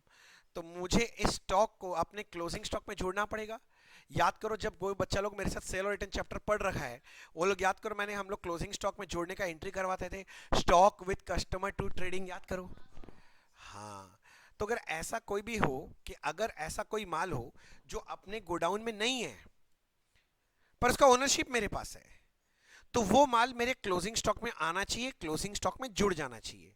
फिर से मैं बोला, वो माल मेरे क्लोजिंग स्टॉक में जुड़ जाना चाहिए, तब जाके मेरे को मिलेगा बुक वैल्यू ऑफ स्टॉक। क्या मिलेगा मेरे को? उल्टा भी तो हो सकता है, मतलब मेरे गोडाउन में माल पड़ा हुआ है पर उसका मालिक मैं नहीं हूं। अगर मालिक मैं नहीं हूं तो it is not my closing stock, तो I should not consider it in my closing stock. या फिर इंग्लिश झाड़े, अरे मैं बोल रहा हूं अगर कुछ ऐसा सामान है जो फिजिकली मेरे गोडाउन में है पर उसका मालिकाना हक मेरे पास नहीं है, मैं ओनर नहीं हूं, तो अगर मैं ओनर ही नहीं हूं तो वो मेरे क्लोजिंग स्टॉक में आना नहीं चाहिए, तो मुझे फिजिकल स्टॉक से उस माल को हटा देंगे, तो मुझे क्या मिल जाएगा? Book value of stock. भैया एक बात बताएं, आपका बात एक धेला भी समझ में नहीं आया, एक एग्जांपल लेके समझाइए। चलिए ठीक है, एग्जांपल ले लेता हूं, सेल और रिटर्न वाला ही एग्जांपल लो। चलो मान लो मैं अपने गोडाउन का फिजिकल स्टॉक निकाल लिया और मैं बोल रहा हूं कि मैंने अपना कुछ सामान कस्टमर के पास भेज रखा है विच इज अवेटिंग अप्रूवल। याद है ना, अवेटिंग अप्रूवल मतलब कस्टमर के पास पड़ा हुआ, अभी तक उसने हाँ भी नहीं बोला और तो सेल तो हुआ नहीं है। तो पहले सोचो, क्या ये माल मेरे गोडाउन में फिजिकली है? नहीं है। क्या मैं इस माल का ओनर हूं? हाँ, तो मुझे क्या करना चाहिए? क्लोजिंग स्टॉक में इसको जाके ऐड कर देना चाहिए। उल्टा सोचो, मतलब मान लो मैं बोलता हूं कि तुम लोग मेरे को माल भेजा है सेल और रिटर्न में, मैं कस्टमर हूं तुम्हारा, अब ये माल किसके गोडाउन में है? मेरे गोडाउन में पड़ा हुआ है मेरे ये माल, पर मैंने तो अभी तक अप्रूवल दिया ही नहीं, अवेटिंग अप्रूवल है। तो अवेटिंग अप्रूवल है, तो क्या इस माल का मालिक मैं हूं? नहीं, अभी तुम ही मालिक है, मैं तो मालिक नहीं हूं, पर फिजिकली मेरे गोडाउन में पड़ा हुआ है। तो क्या करना चाहिए मुझे? भैया सीधा बात है, अगर आपको बुक वैल्यू ऑफ स्टॉक चाहिए, balance sheet value of stock, तो क्योंकि ये ओनरशिप नहीं, आपके क्लोजिंग स्टॉक में आना नहीं चाहिए, इसे क्या कर दीजिए? लेस कर दीजिए। और एग्जांपल लेता हूं, थोड़ा एग्जांपल समझोगे अच्छा लगेगा। कंसाइनमेंट चैप्टर किया था, दो पार्टी होता है, एक होता है कंसाइनर, एक होता है कंसाइनी। मान लो मैं कंसाइनर हो, तुम कंसाइनी हो, मैंने तुमको 1 लाख रुपीस का माल भेजा है वो कंसाइनमेंट बेसिस में, और आपको पता होगा जब हम लोग कंसाइनमेंट में जिस दिन माल भेजते हैं, only the position is transferred, ownership is not transferred. Physically goods चला जाता है कंसाइनी के पास, किंतु ओनरशिप कंसाइनर के पास होता है। ओनरशिप कब ट्रांसफर होता है याद है? हाँ, जब कंसाइनी माल सेल कर देता है, तो ओनरशिप अब मेरे पास से निकल के वो परचेजर के पास चला जाएगा, बायर के पास चला जाता है, किंतु कंसाइनी के पास तो कभी नहीं होता है। मान लो मैंने 1 लाख का माल भेजा आपको, और ईयर एंड तक 31 मार्च तक आपने 80,000 का माल बेच दिया, तो बताओ कंसाइनी के पास, आपके पास अभी भी कितने का माल बचा हुआ है? 20,000 का माल बचा हुआ है। इस माल का ओनर कौन है? कंसाइनी कि मैं कंसाइनर? मैं मालिक हूं। अगर मुझे अपना book value of closing stock निकालना है, तब मैं ऐसे सोचूंगा, ये जो माल है 20,000 का बचा हुआ है कंसाइन बेसिस में, ये कंसाइनर के पास पड़ा है कि कंसाइनी के पास? कंसाइनी के पास, तो फिजिकली तो ये माल मेरे पास नहीं है, पर मैं इसका ओनर हूं, तो ये बुक वैल्यू ऑफ स्टॉक निकालने के लिए मुझे क्या करना चाहिए? ऐड कर लेना चाहिए। उल्टा सोचो ना यार, उल्टा थोड़ा सा सोच लो। मान लो मैं कंसाइनी हूं, आप कंसाइनर हो, आपने मुझे 1 लाख का माल भेजा, उसमें से 80 सेल हो गया, 20 का माल अभी भी पड़ा हुआ है फिजिकली मेरे गोडाउन में। अगर फिजिकली पड़ा हुआ तो फिजिकल स्टॉक में तो घुस गया होगा वो काउंटिंग में। अरे बोलो ना हाँ, चलो घुस गया। मुझे अब ये सोच के बताओ, फिजिकली घुस गया पर इसका मालिक क्या मैं हूं? नहीं। अगर मुझे अपना बुक वैल्यू ऑफ स्टॉक पता करना है, तो फिजिकल स्टॉक में तो घुसा हुआ है, पर इसका मालिक मैं नहीं हूं, तो मुझे क्या करना पड़ेगा? लेस करना पड़ेगा। समझ पा रहे हो कुछ? और एक एग्जांपल ले देता हूं, मान लो ये मेरा हेड ऑफिस है, यहां काउंटिंग किया, माल पता चल गया फिजिकल स्टॉक कितना है। मेरा एक ब्रांच भी है, क्या बोला? मेरा एक दूसरा जगह थोड़ा दूर में जाकर एक ब्रांच है, वहां पर 40,000 का माल पड़ा हुआ है। अब हुआ क्या, जब मैं फिजिकल स्टॉक वेरिफिकेशन किया अपने हेड ऑफिस का, वो माल तो काउंटिंग में आया नहीं, पर जो सोचो ब्रांच में माल पड़ा हुआ है, दो फिजिकली मेरे पास नहीं पड़ा हुआ है, पर उसका ओनर कौन है? हम ओनर है। तो मुझे क्या करना चाहिए? ऐड कर लेना चाहिए। आपको समझ में आ रहा है मेरा सारा पॉइंट्स, मेरा सारा एग्जांपल्स? तो बस छोटा सा बात है कि अगर कभी आपको बुक वैल्यू ऑफ स्टॉक निकालने बोले, क्या निकालने बोले, तो ना ओनरशिप पे ध्यान देना पड़ेगा। तब वहां फिजिकल पोजीशन पे नहीं ध्यान देना, किस पे ध्यान देना है? बस इतना याद रखना, goods which is not physically present with us but which is owned by us should be added, and goods which are physically present but not owned by us should be deducted to get the book value of stock. बात समझ में आ रहा है? पक्का? क्यों पक्का? तो बस ठीक है, मैं ये लिखवा देता हूं पॉइंट, तो अच्छा रहेगा। लिखो note,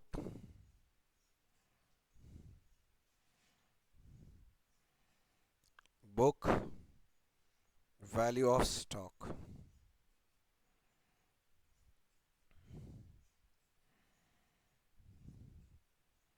goods not physically present in our godown but owned by us should be added and goods physically present in our godown but not owned by us should be deducted. क्यों? To find book value of stock.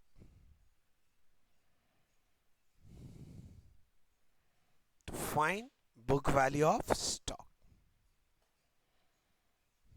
कैसा लगा? अच्छा लगा? तो अब मेरा बात सुन लो, exam में जब भी स्टॉक रिकॉन्सिलिएशन का समय आएगा ना, कूद के स्टार्ट मत करना, पहले ये देख लेना निकालने क्या बोला है। फिजिकल स्टॉक निकालने बोल रहा है कि बुक वैल्यू ऑफ स्टॉक? महामंत्र सुन लो, जब भी फिजिकल स्टॉक निकालने बोलेगा ना, तो गुड्स का फिजिकल मूवमेंट पे ध्यान देना कि फिजिकली आया है कि नहीं आया है।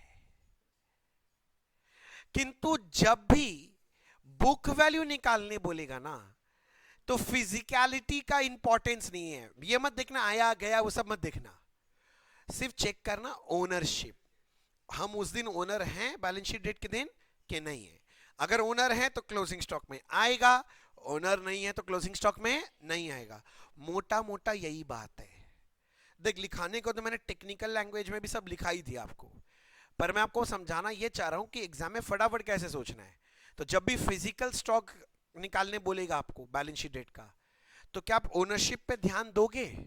मतलब नहीं, ओनरशिप गया तेल लेने, आपको देखना फिजिकलिटी ऑफ द गुड्स, मतलब फिजिकली ठोस रूप में वो गुड्स आया है कि गया है, इस पे ध्यान देना है। और अगर आपको बोलेगा बुक वैल्यू निकालो, तो वो आपको फिजिकलिटी पे ध्यान नहीं देना, फिजिकल मूवमेंट ऑफ गुड्स पे ध्यान नहीं देना है, ओनरशिप पे ध्यान देना। मेरा बात समझ में आया? अभी और कुछ बातें मैं कर लेता हूं। जब भी मैं ऊपर में अभी आपको जब समझा रहा था, ये परचेज को लेस कर रहा था, सेल को ऐड कर रहा था, वाइसी वर्सा जो भी कर रहा था, जब भी आप एग्जाम में परचेज और सेल लोगे, मेरा शॉर्टकट तरीका याद रखना, हमेशा नेट परचेज और नेट सेल लेना। क्या बोला?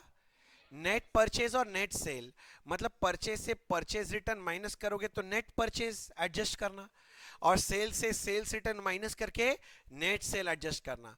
नहीं तो फिर दो की जगह चार एडजस्टमेंट हो जाएंगे। मतलब तुमको परचेज के लिए भी सोचना है, सेल के लिए भी परचेज रिटर्न और sales return, so it can get a little confusing at times for students. Student life में थोड़ा तकलीफ होता है, तो इसलिए बोलता हूं एग्जाम में एकदम टकाटक मारना, नेट परचेज और नेट सेल का हिसाब रखना। यहां तक ठीक है? मुझे लगता है कि आप लोग सेल ऑफ गुड्स एक्ट पढ़े हैं ना? हाँ, तो सेल ऑफ गुड्स, सोगा सोगा सोगा, ओ अच्छा हाँ सोगा पढ़े, सेल ऑफ गुड्स एक्ट नहीं पढ़े, सोगा पढ़े, सोगा।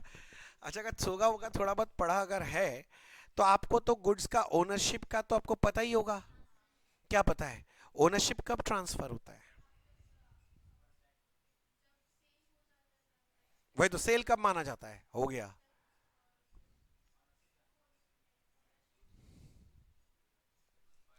छो ठीक है, तुम लोग बहुत अच्छा पढ़ रहा है, हम ज्यादा जानना नहीं चाहते, हमको भी नहीं पता लो, देख हम क्यों झूठ बोले, हम अपने हिसाब से समझा देते हैं हमको जो समझाना है। मैं आपके सामने तीन सिचुएशन रख रहा हूं, ध्यान से समझना।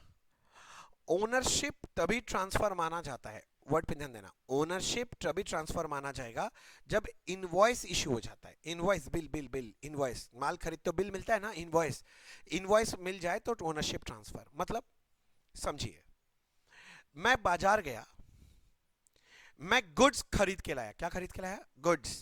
तो फिजिकली गुड्स मेरे पास आ गया और उसका बिल, इनवॉइस भी आ गया। तो इस गुड्स का मैं ओनर बन गया कि नहीं बन गया? बन गए। मैं बाजार गया, या तुम ही है मेरा सप्लायर, तुमने मुझे गुड्स भेज दिया, फिजिकली गुड्स का डिलीवरी मिल गया, पर तुमने अभी तक इनवॉइस इशू ही नहीं किया। तो क्योंकि तुमने अभी तक इनवॉइस इशू नहीं किया, इस गुड्स का ओनर मैं नहीं हूं, तुम ही ओनर है अभी। जब तक इनवॉइस इशू नहीं होगा तब तक ओनरशिप तुम ही रहेगा, ओनरशिप ट्रांसफर नहीं हो रहा है। समझ में आ रहा मेरा बात? तो अगर मैं पूछूं इस केस में गुड्स का ओनर कौन है, मैं नहीं हूं, तुम ही हो। फिजिकली मेरे पास है गुड्स, पर ओनरशिप तुम्हारे पास है। घुमाते हैं एग्जांपल को, तुमने इनवॉइस भेजा, बोला गुड्स 2 दिन बाद आएगा, इस गुड्स का ओनर कौन बन गया? ये काम आएगा बच्चे, ये जो बोल रहा हूं ना, फालतू बात नहीं बोल रहा हूं, ये समझने में बहुत काम आएगा। तो याद रखना, जैसे इनवॉइस मिल जाता है हम गुड्स के क्या बन जाते हैं? ओनर बन जाते हैं। मैं फिर से बोल रहा हूं, एग्जांपल जल्दी बताना। फिजिकली गुड्स, दो को जवाब देना, फिजिकली किसके पास है और ओनरशिप किसके पास है। एग्जांपल में तुम और हम है, तुमसे मेरे को गुड्स मिला, साथ में इनवॉइस मिल गया। फिजिकली गुड्स किसके पास है? ओनरशिप। इनवॉइस मिल गया, गुड्स नहीं मिला, ओनरशिप मेरे पास है, फिजिकली आपके पास है। गुड्स मिल गया, इनवॉइस नहीं मिला, फिजिकली मेरे पास है, ओनरशिप मेरे पास नहीं है, आपके पास है। बात समझ में? ये सब छोटा छोटा बात का बच्चे अगर ध्यान रखोगे तो ज्यादा दिक्कत नहीं आएगा। ये जो बोल रहा हूं ना, ये मैं आपको एक्सीडेंट होने से पहले बता रहा हूं, एक्सीडेंट कैसे कैसे हो जाता है। अब एक काम करते हैं, ये ज्यादा बात करके होगा नहीं काम, एक आध सम उड़ाते हैं, तब थोड़ा सा मजा आएगा। सम नंबर 5 में आ जाओ।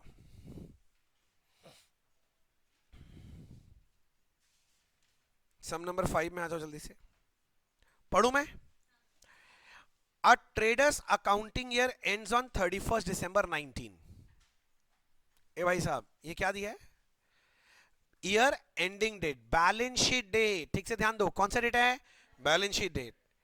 But the actual stock was taken on 23rd December when it was valued at 27,000। किंतु ये लोग स्टॉक, बैलेंस शीट डेट तुम्हारा बोल रहे हैं लोग 31st December को है, किंतु बोलता है स्टॉक वेरिफिकेशन कब किया है? 23rd December, before balance sheet date. So now my question is, this situation is physical stock verification is done before balance sheet date। तो बताओ ऐसे सिचुएशन में गुड्स रिसीव्ड को क्या किया जाएगा? ऐड किया जाएगा, पक्का सोच लो। और गुड्स डिस्पैच को लेस किया जाएगा। समझ में आ रहा है यहां तक? यू फाइंड दैट वगैरह वगैरह बोल रहा है, और नीचे बोल भी दिया, देखो तुम क्या बोला, कैलकुलेट क्या, फिजिकल वैल्यू ऑफ स्टॉक। तो ओनरशिप गया तेल लेने, फिजिकली देखना है गुड्स का हिसाब किताब। चलो उतना भी नहीं सोचना है, चलो आगे देखो क्या बोल रहा है। सेल्स बिटवीन, ए भाई साहब, सेल्स बिटवीन कब से कब तक? 23rd December to 31st December 19 amounted to 1500। Sale हुआ है उस पीरियड के दौरान, समझ गया ना, यहां से यहां 23rd से 31st के बीच में। इतना मत सोचो, सेल मतलब बोलो गुड्स रिसीव की डिस्पैच्ड, डिस्पैच ऐड होगा कि लेस, तो सीधा बात है इसको क्या करना है, लेस। मगर सेल वैल्यू पे नहीं, इसका हमको क्या चाहिएगा, कॉस्ट प्राइस चाहिएगा। ये जो 1500 दिया होगा ये कौन सा वैल्यू है, सेल वैल्यू। पर हम तो सेल वैल्यू थोड़ी ना एडजस्ट करेंगे, हमको क्या करना है, कॉस्ट। ठीक है, कॉस्ट में कन्वर्ट करने का आगे बोलेगा, हम लोग संभाल लेंगे, बड़ा बात नहीं। पर दिमाग में क्लिक किया मैंने जो पॉइंट बोला, अरे बोलना। ओके, फिर बोल रहा है purchase between the same period 700। Purchase मतलब पहले बोलो गुड्स रिसीव के डिस्पैच, रिसीव ऐड होगा कि लेस, बस ऐड हो गया।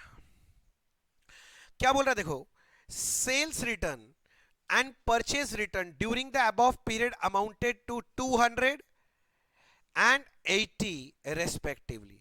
तो सेल्स रिटर्न 200 का है, परचेज रिटर्न 80 है। अब आपका मर्जी, आप अलग अलग सोचो एडलिस, मैं बोलता हूं उतना क्यों माथा खराब करते हो। हाँ, नेट परचेज से ले लो, झंझट खत्म यार।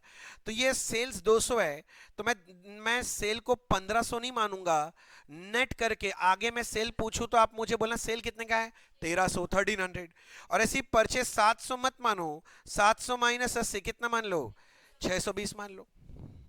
अरे बोलो, मैं क्या पॉइंट थोड़ा देर पहले बोलने का कोशिश कर रहा था, अब दिखाई दे रहा है आपको, नेट कर लेना। अगर आपको नेट नहीं है तो फिर आपको अलग से एडलेस करके दिखाना पड़ेगा। मतलब अगर तुम गुड्स जो क्या बोलते हैं परचेज को ऐड कर रहा है तो परचेज रिटर्न को क्या कर देना, लेस कर देना। और सेल्स को अगर लेस कर रहा है तो सेल्स रिटर्न ऐड हो जाएगा।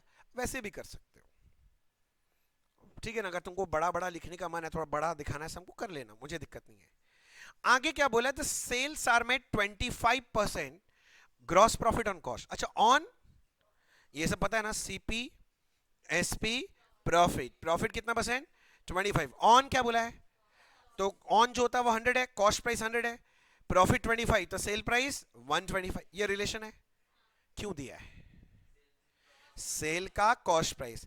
अपना सेल कितने का है, हाँ कोई 1500 बोला था, माथा फोड़ लेना दीवार पे, मैंने अभी 2 मिनट पहले समझा दिया था कितने का है, 1300। ये सेल प्राइस है कि कॉस्ट प्राइस है, तुमको मेरा मंत्र पता ही है, जो है उसको उसी से डिवाइड करो। ये सेल प्राइस है तो मेरा रिलेशन में सेल प्राइस कितना है, 125 तेरी की। तो 125 से कहां गया,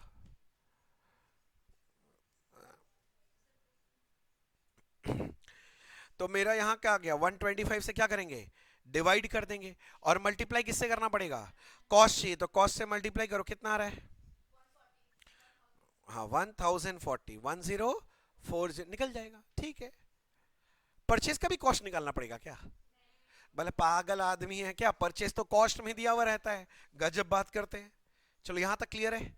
अच्छा अगला point, stock sheet overcast bye 1000। Stock sheet समझते हो, जिस पेपर में स्टॉक का टोटल लगाया जाता है। मतलब प्रैक्टिकली क्या होता है, मान लो हम गए हैं स्टॉक वेरिफिकेशन करने, तो बहुत सारा लॉट पड़ा होता है ना, तो हम पेपर लेंगे, एक पेज लेंगे, मेरा बात समझो। हम जैसे बहुत सारा लॉट है, मैं गिना, लॉट नंबर 1 में इतना का माल है, लॉट नंबर 2 इसमें इतना, लॉट नंबर 3 इसमें इतना, फिर टोटल लगाएंगे, तब पता चलेगा ना टोटल कितना है। अब मान लो 1 करोड़ पीस माल है, 1 करोड़ के ऐसे काउंटिंग करना पॉसिबल है क्या, पॉसिबल नहीं होता है। आप मेरा बात समझ रहे हो, तो ये स्टॉक शीट बनता है, उसमें पूरा लिखा जाता है इत्मीनान से। तो बोल रहा है उसमें जब टोटल लगाए ना हम लोग, तो वर्ड क्या बोला देखो तो, ओवरकास्टेड, मतलब ज्यादा लिख दिया कि कम। बोलता है हम लोग ना 1000 ज्यादा लिख दिए, मतलब ये लोग बोलना चाह रहे हैं ये जो टोटल दिया ना 27,000, उसमें 1000 गलती से ज्यादा लिख दिया। हाँ तो देख अपने आप आंसर आ रहा है, क्या कर देना, हाँ ज्यादा लिख दिया तो हम कम कर देंगे, खत्म बात। तो 2 आइटम लेस हो जाएगा, 1 आइटम ऐड हो गया, काम खत्म।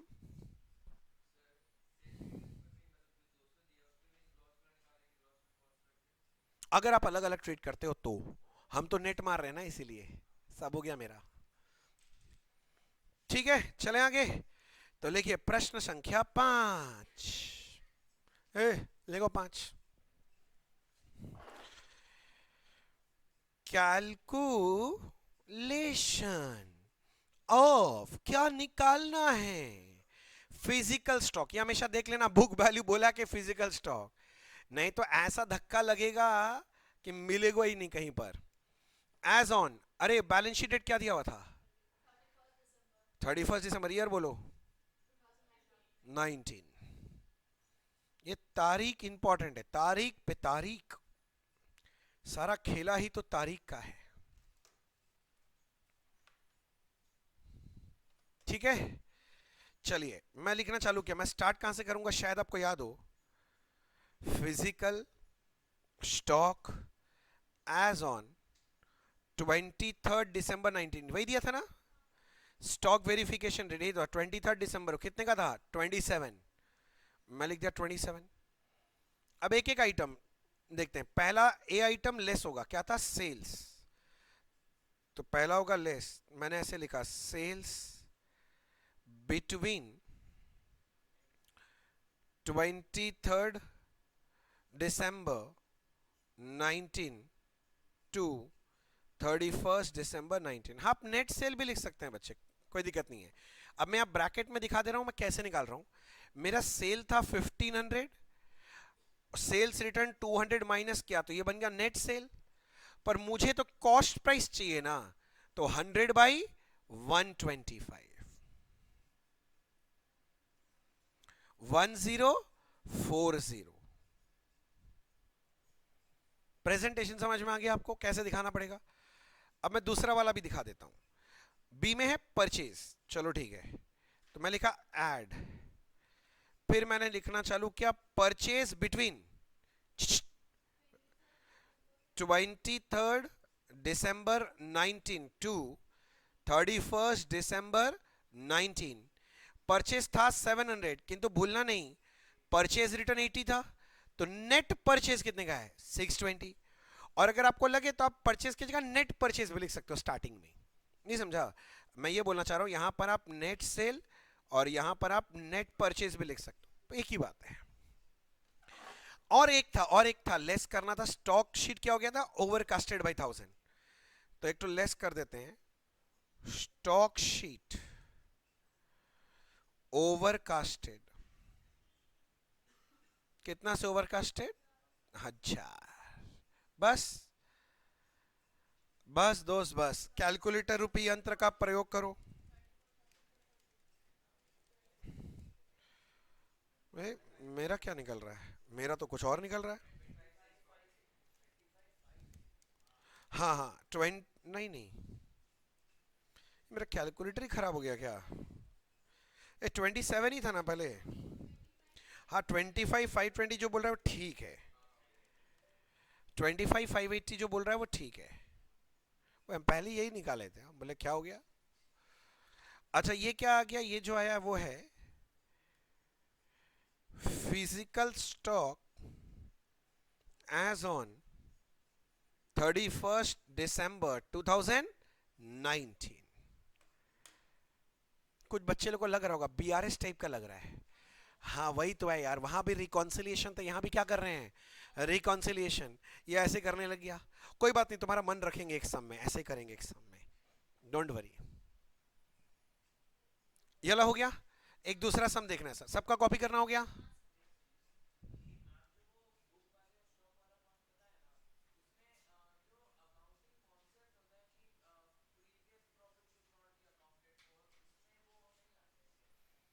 प्रीवियस प्रॉफिट आएगा, बिल्कुल आएगा, सम नंबर 9 आएगा हम लोग का, तब बात करूंगा वो पॉइंट जो आप बोलना चाह रहे हैं, उसमें हम लोग वैल्यूएशन रूल लगा के वही जो आप बोल रहे हैं आपको आप समझाएंगे।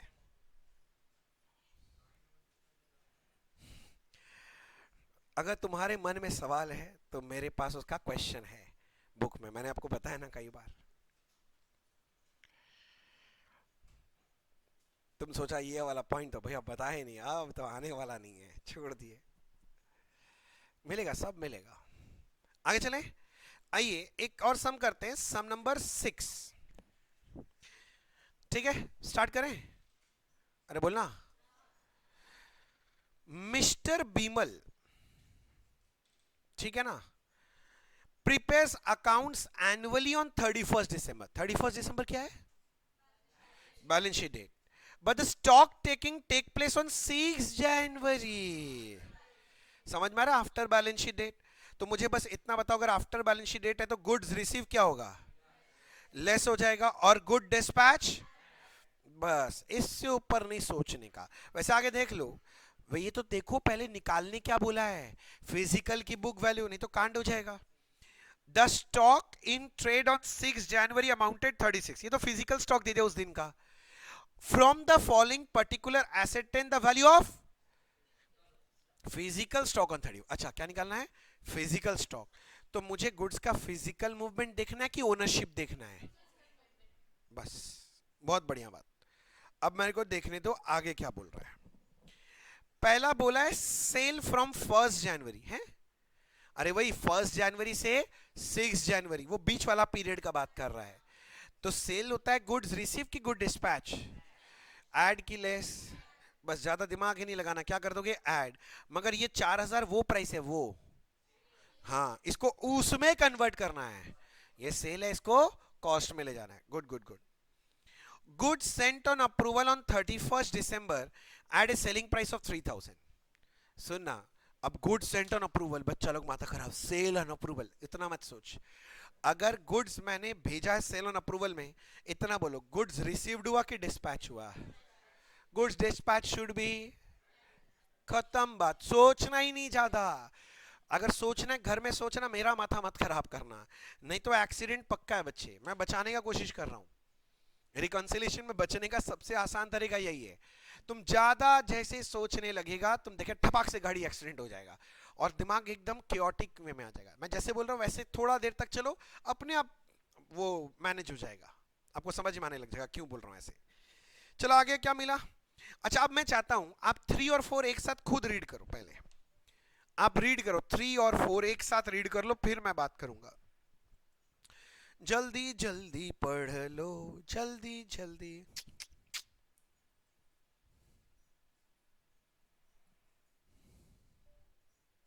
तू तेरी के टुंगो टुंगो किए जा रहा है। पढ़ लिया सर, बच्चे लोग पढ़ लिया? ओके सर, देखो क्या लिखा है, purchase made during the above period as per purchase book amounted to 7000। अच्छा परचेज मतलब गुड्स रिसीव की dispatch, receive should be deducted, तो ये तो समझ में आ रहा है लेस होगा, किंतु ध्यान दे एज पर क्या लिखा है, बुक्स के हिसाब से। फिर आगे क्या लिखा है पढ़ो, अगला पॉइंट में द अबव परचेज मतलब इस 7000 का बात कर रहा है, इंक्लूड मतलब इसके अंदर है, क्या है, गुड्स, कौन सा गुड्स, वर्थ 1500, बोलते 1500 का गुड्स इसके अंदर है। अच्छा, विच were not actually delivered but the invoice was receive and entries made in purchase book. बोलता हुआ क्या है मैं आपको बताता हूं, बोलता 1500 का ऐसा माल है जिसका इनवॉइस मुझे मिल गया, इनवॉइस मिल गया, गुड्स का डिलीवरी नहीं आया। तो अगर इनवॉइस मिल गया तो मैं ओनर तो बन ही गया, तो क्या मैं अपने बुक्स में रिकॉर्ड कर सकता हूं? हाँ, तो वो परचेज बुक में रिकॉर्ड किया, ऐसा कोई गलती थोड़ी ना किया है। किंतु तुम क्या निकाल रहा है अभी ये बताओ, फिजिकल स्टॉक। तो इसमें तुमको ओनरशिप पे ध्यान देना कि फिजिकल मूवमेंट पे। तो दिमाग लगा, खरीदा तो है 7 लाख का माल, तो गोडाउन में फिजिकली 7,000 का माल, तो गोडाउन में फिजिकली 7,000 का माल आया है क्या? 7 नहीं आया है, 1500 नहीं आया, यानी आया कितना है 5,500। तो जब परचेस तुम इस बार माइनस करेगा ना, 7,000 माइनस नहीं होगा 5,000, क्योंकि तुमको फिजिकल स्टॉक निकालना है। क्या निकालना है? बुक वैल्यू स्टॉक बोलता तो पूरा 7,000 ले लिए होते, पर बुक वैल्यू नहीं निकालना है, क्या लेना है, तो इसलिए फिजिकल मूवमेंट मैंने देखा कि 1500 फिजिकली गोडाउन में नहीं आया है, तो उसको परचेज के नाम से ही हटाओ, तो नेट में अपना फिजिकल ऐसे बोलते हैं, फिजिकली कितना परचेज किया है 5500, तो वही लिया जाएगा। बोलो समझ में आया? और उसके बाद तुमको बोला है GP on, GP to turnover कितना परसेंट है, 30%। टर्नओवर समझते हो, सेल मतलब क्या बोलते हैं, सीपी एसपी प्रॉफिट, प्रॉफिट 30% है, किसके ऊपर बोला है, सेल। तो इस बार सेल प्राइस 100 है, सेल 100 है, प्रॉफिट 30 है, तो कॉस्ट, थैंक गॉड 130 नहीं बोला कोई, 70 है। ये क्यों दिया है बच्चे, जहां जहां सेल प्राइस है वहां वहां कॉस्ट प्राइस, कहां कहां जानते हो, पहला 2 में, क्योंकि सेल जो है ये तो सेल प्राइस ही है, सेल प्राइस को सेल प्राइस से डिवाइड करो, कॉस्ट से मल्टीप्लाई करो, ये 2800 आ जाएगा। और सेल और रिटर्न ये भी तो, ए मुन्ना ये भी तो, हाँ तो इसको भी तो कॉस्ट में कन्वर्ट करना पड़ेगा ना, कन्वर्ट करने से 2100 आएगा ना। मैं ज्यादा फास्ट तो नहीं बोल दिया कहीं? आपको समझ में आ रहा है? আপনি সব বুঝতে পারছেন? Very good. चलून आगे, आगे चलिए। चलिए लिख लिया जाए, प्रेजेंटेशन कर लेते हैं यार, हो गया यार। क्वेश्चन नंबर 6 है ना? ठीक है। क्वेश्चन नंबर 6 सर करो ना, आपको गाना नहीं गाना है। अच्छा, निकालना क्या है? कैलकुलेशन ऑफ, क्या निकालना है? फिजिकल स्टॉक एज ऑन, तारीख बोलो तारीख, ईयर बोलो ईयर, नहीं दिया, dot dot dot, dot dot मतलब वो वाला नहीं जो तुम लोग अपने दोस्त को बोलते हैं, वो वाला नहीं है, ठीक है? डॉट डॉट मतलब नहीं पता।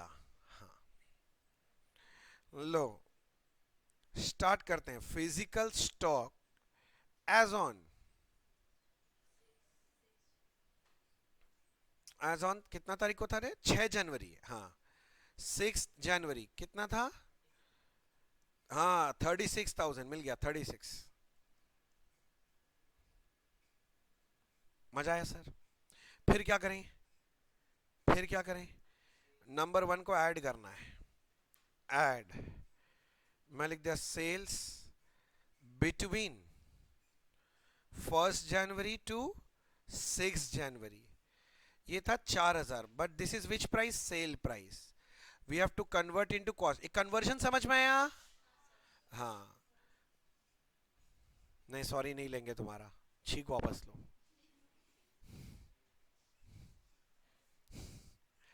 ठीक है। अच्छा, अब एक था सेल और रिटर्न हुआ था ना, अरे वाला ये वाला ना, गुड्स सेंट ऑन अप्रूवल। लो मैं लिख दिया, लो गुड्स सेंट ऑन अप्रूवल। ए मुन्ना, goods sent on approval between, ओए होए, बिटवीन 1 जनवरी टू 6 जनवरी, ये 3000 था सेल वैल्यू, इंटू 70 बाई 100, 2100। ये थोड़ा थोड़ा हौले हौले समझ में आ रहा है ना? ठीक है। अब आगे एक और, ये लेस है, परचेज था, परचेज मैं समझ गया, लेस ऐसे नहीं लिखते, थोड़ा और स्टाइल से देखो, तुमको समझ में आएगा क्या? गुड्स परचेज्ड एंड रिसीव्ड, देखो मैं जानबूझ के वर्ड लिखा क्योंकि सारा रिसीव फिजिकली नहीं हुआ है, जितना रिसीव हुआ है उसका ही हिसाब कर रहा हूं मैं, समझा दिया। Goods purchased and receive between 1 January to 6 January, purchase 7000 हुआ, 1500 रिसीव नहीं हुआ, तो परचेज एंड रिसीव है कितना? 5500। बस कर ले, जो तुम लोग बोलेगा हम मान लेंगे, मेरे को क्या है। तुम लोग बोलेगा 3500 400 तो हम भी लिख देंगे, हमको क्या है। बस ये क्या आया ये आपको ध्यान रखना है।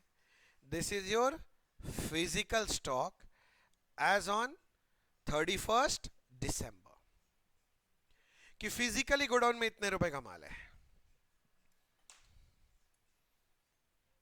बोलो थोड़ा थोड़ा समझ में आया? एक टू बुच्छन, शल्पा शल्पा समझ में आ रहा है?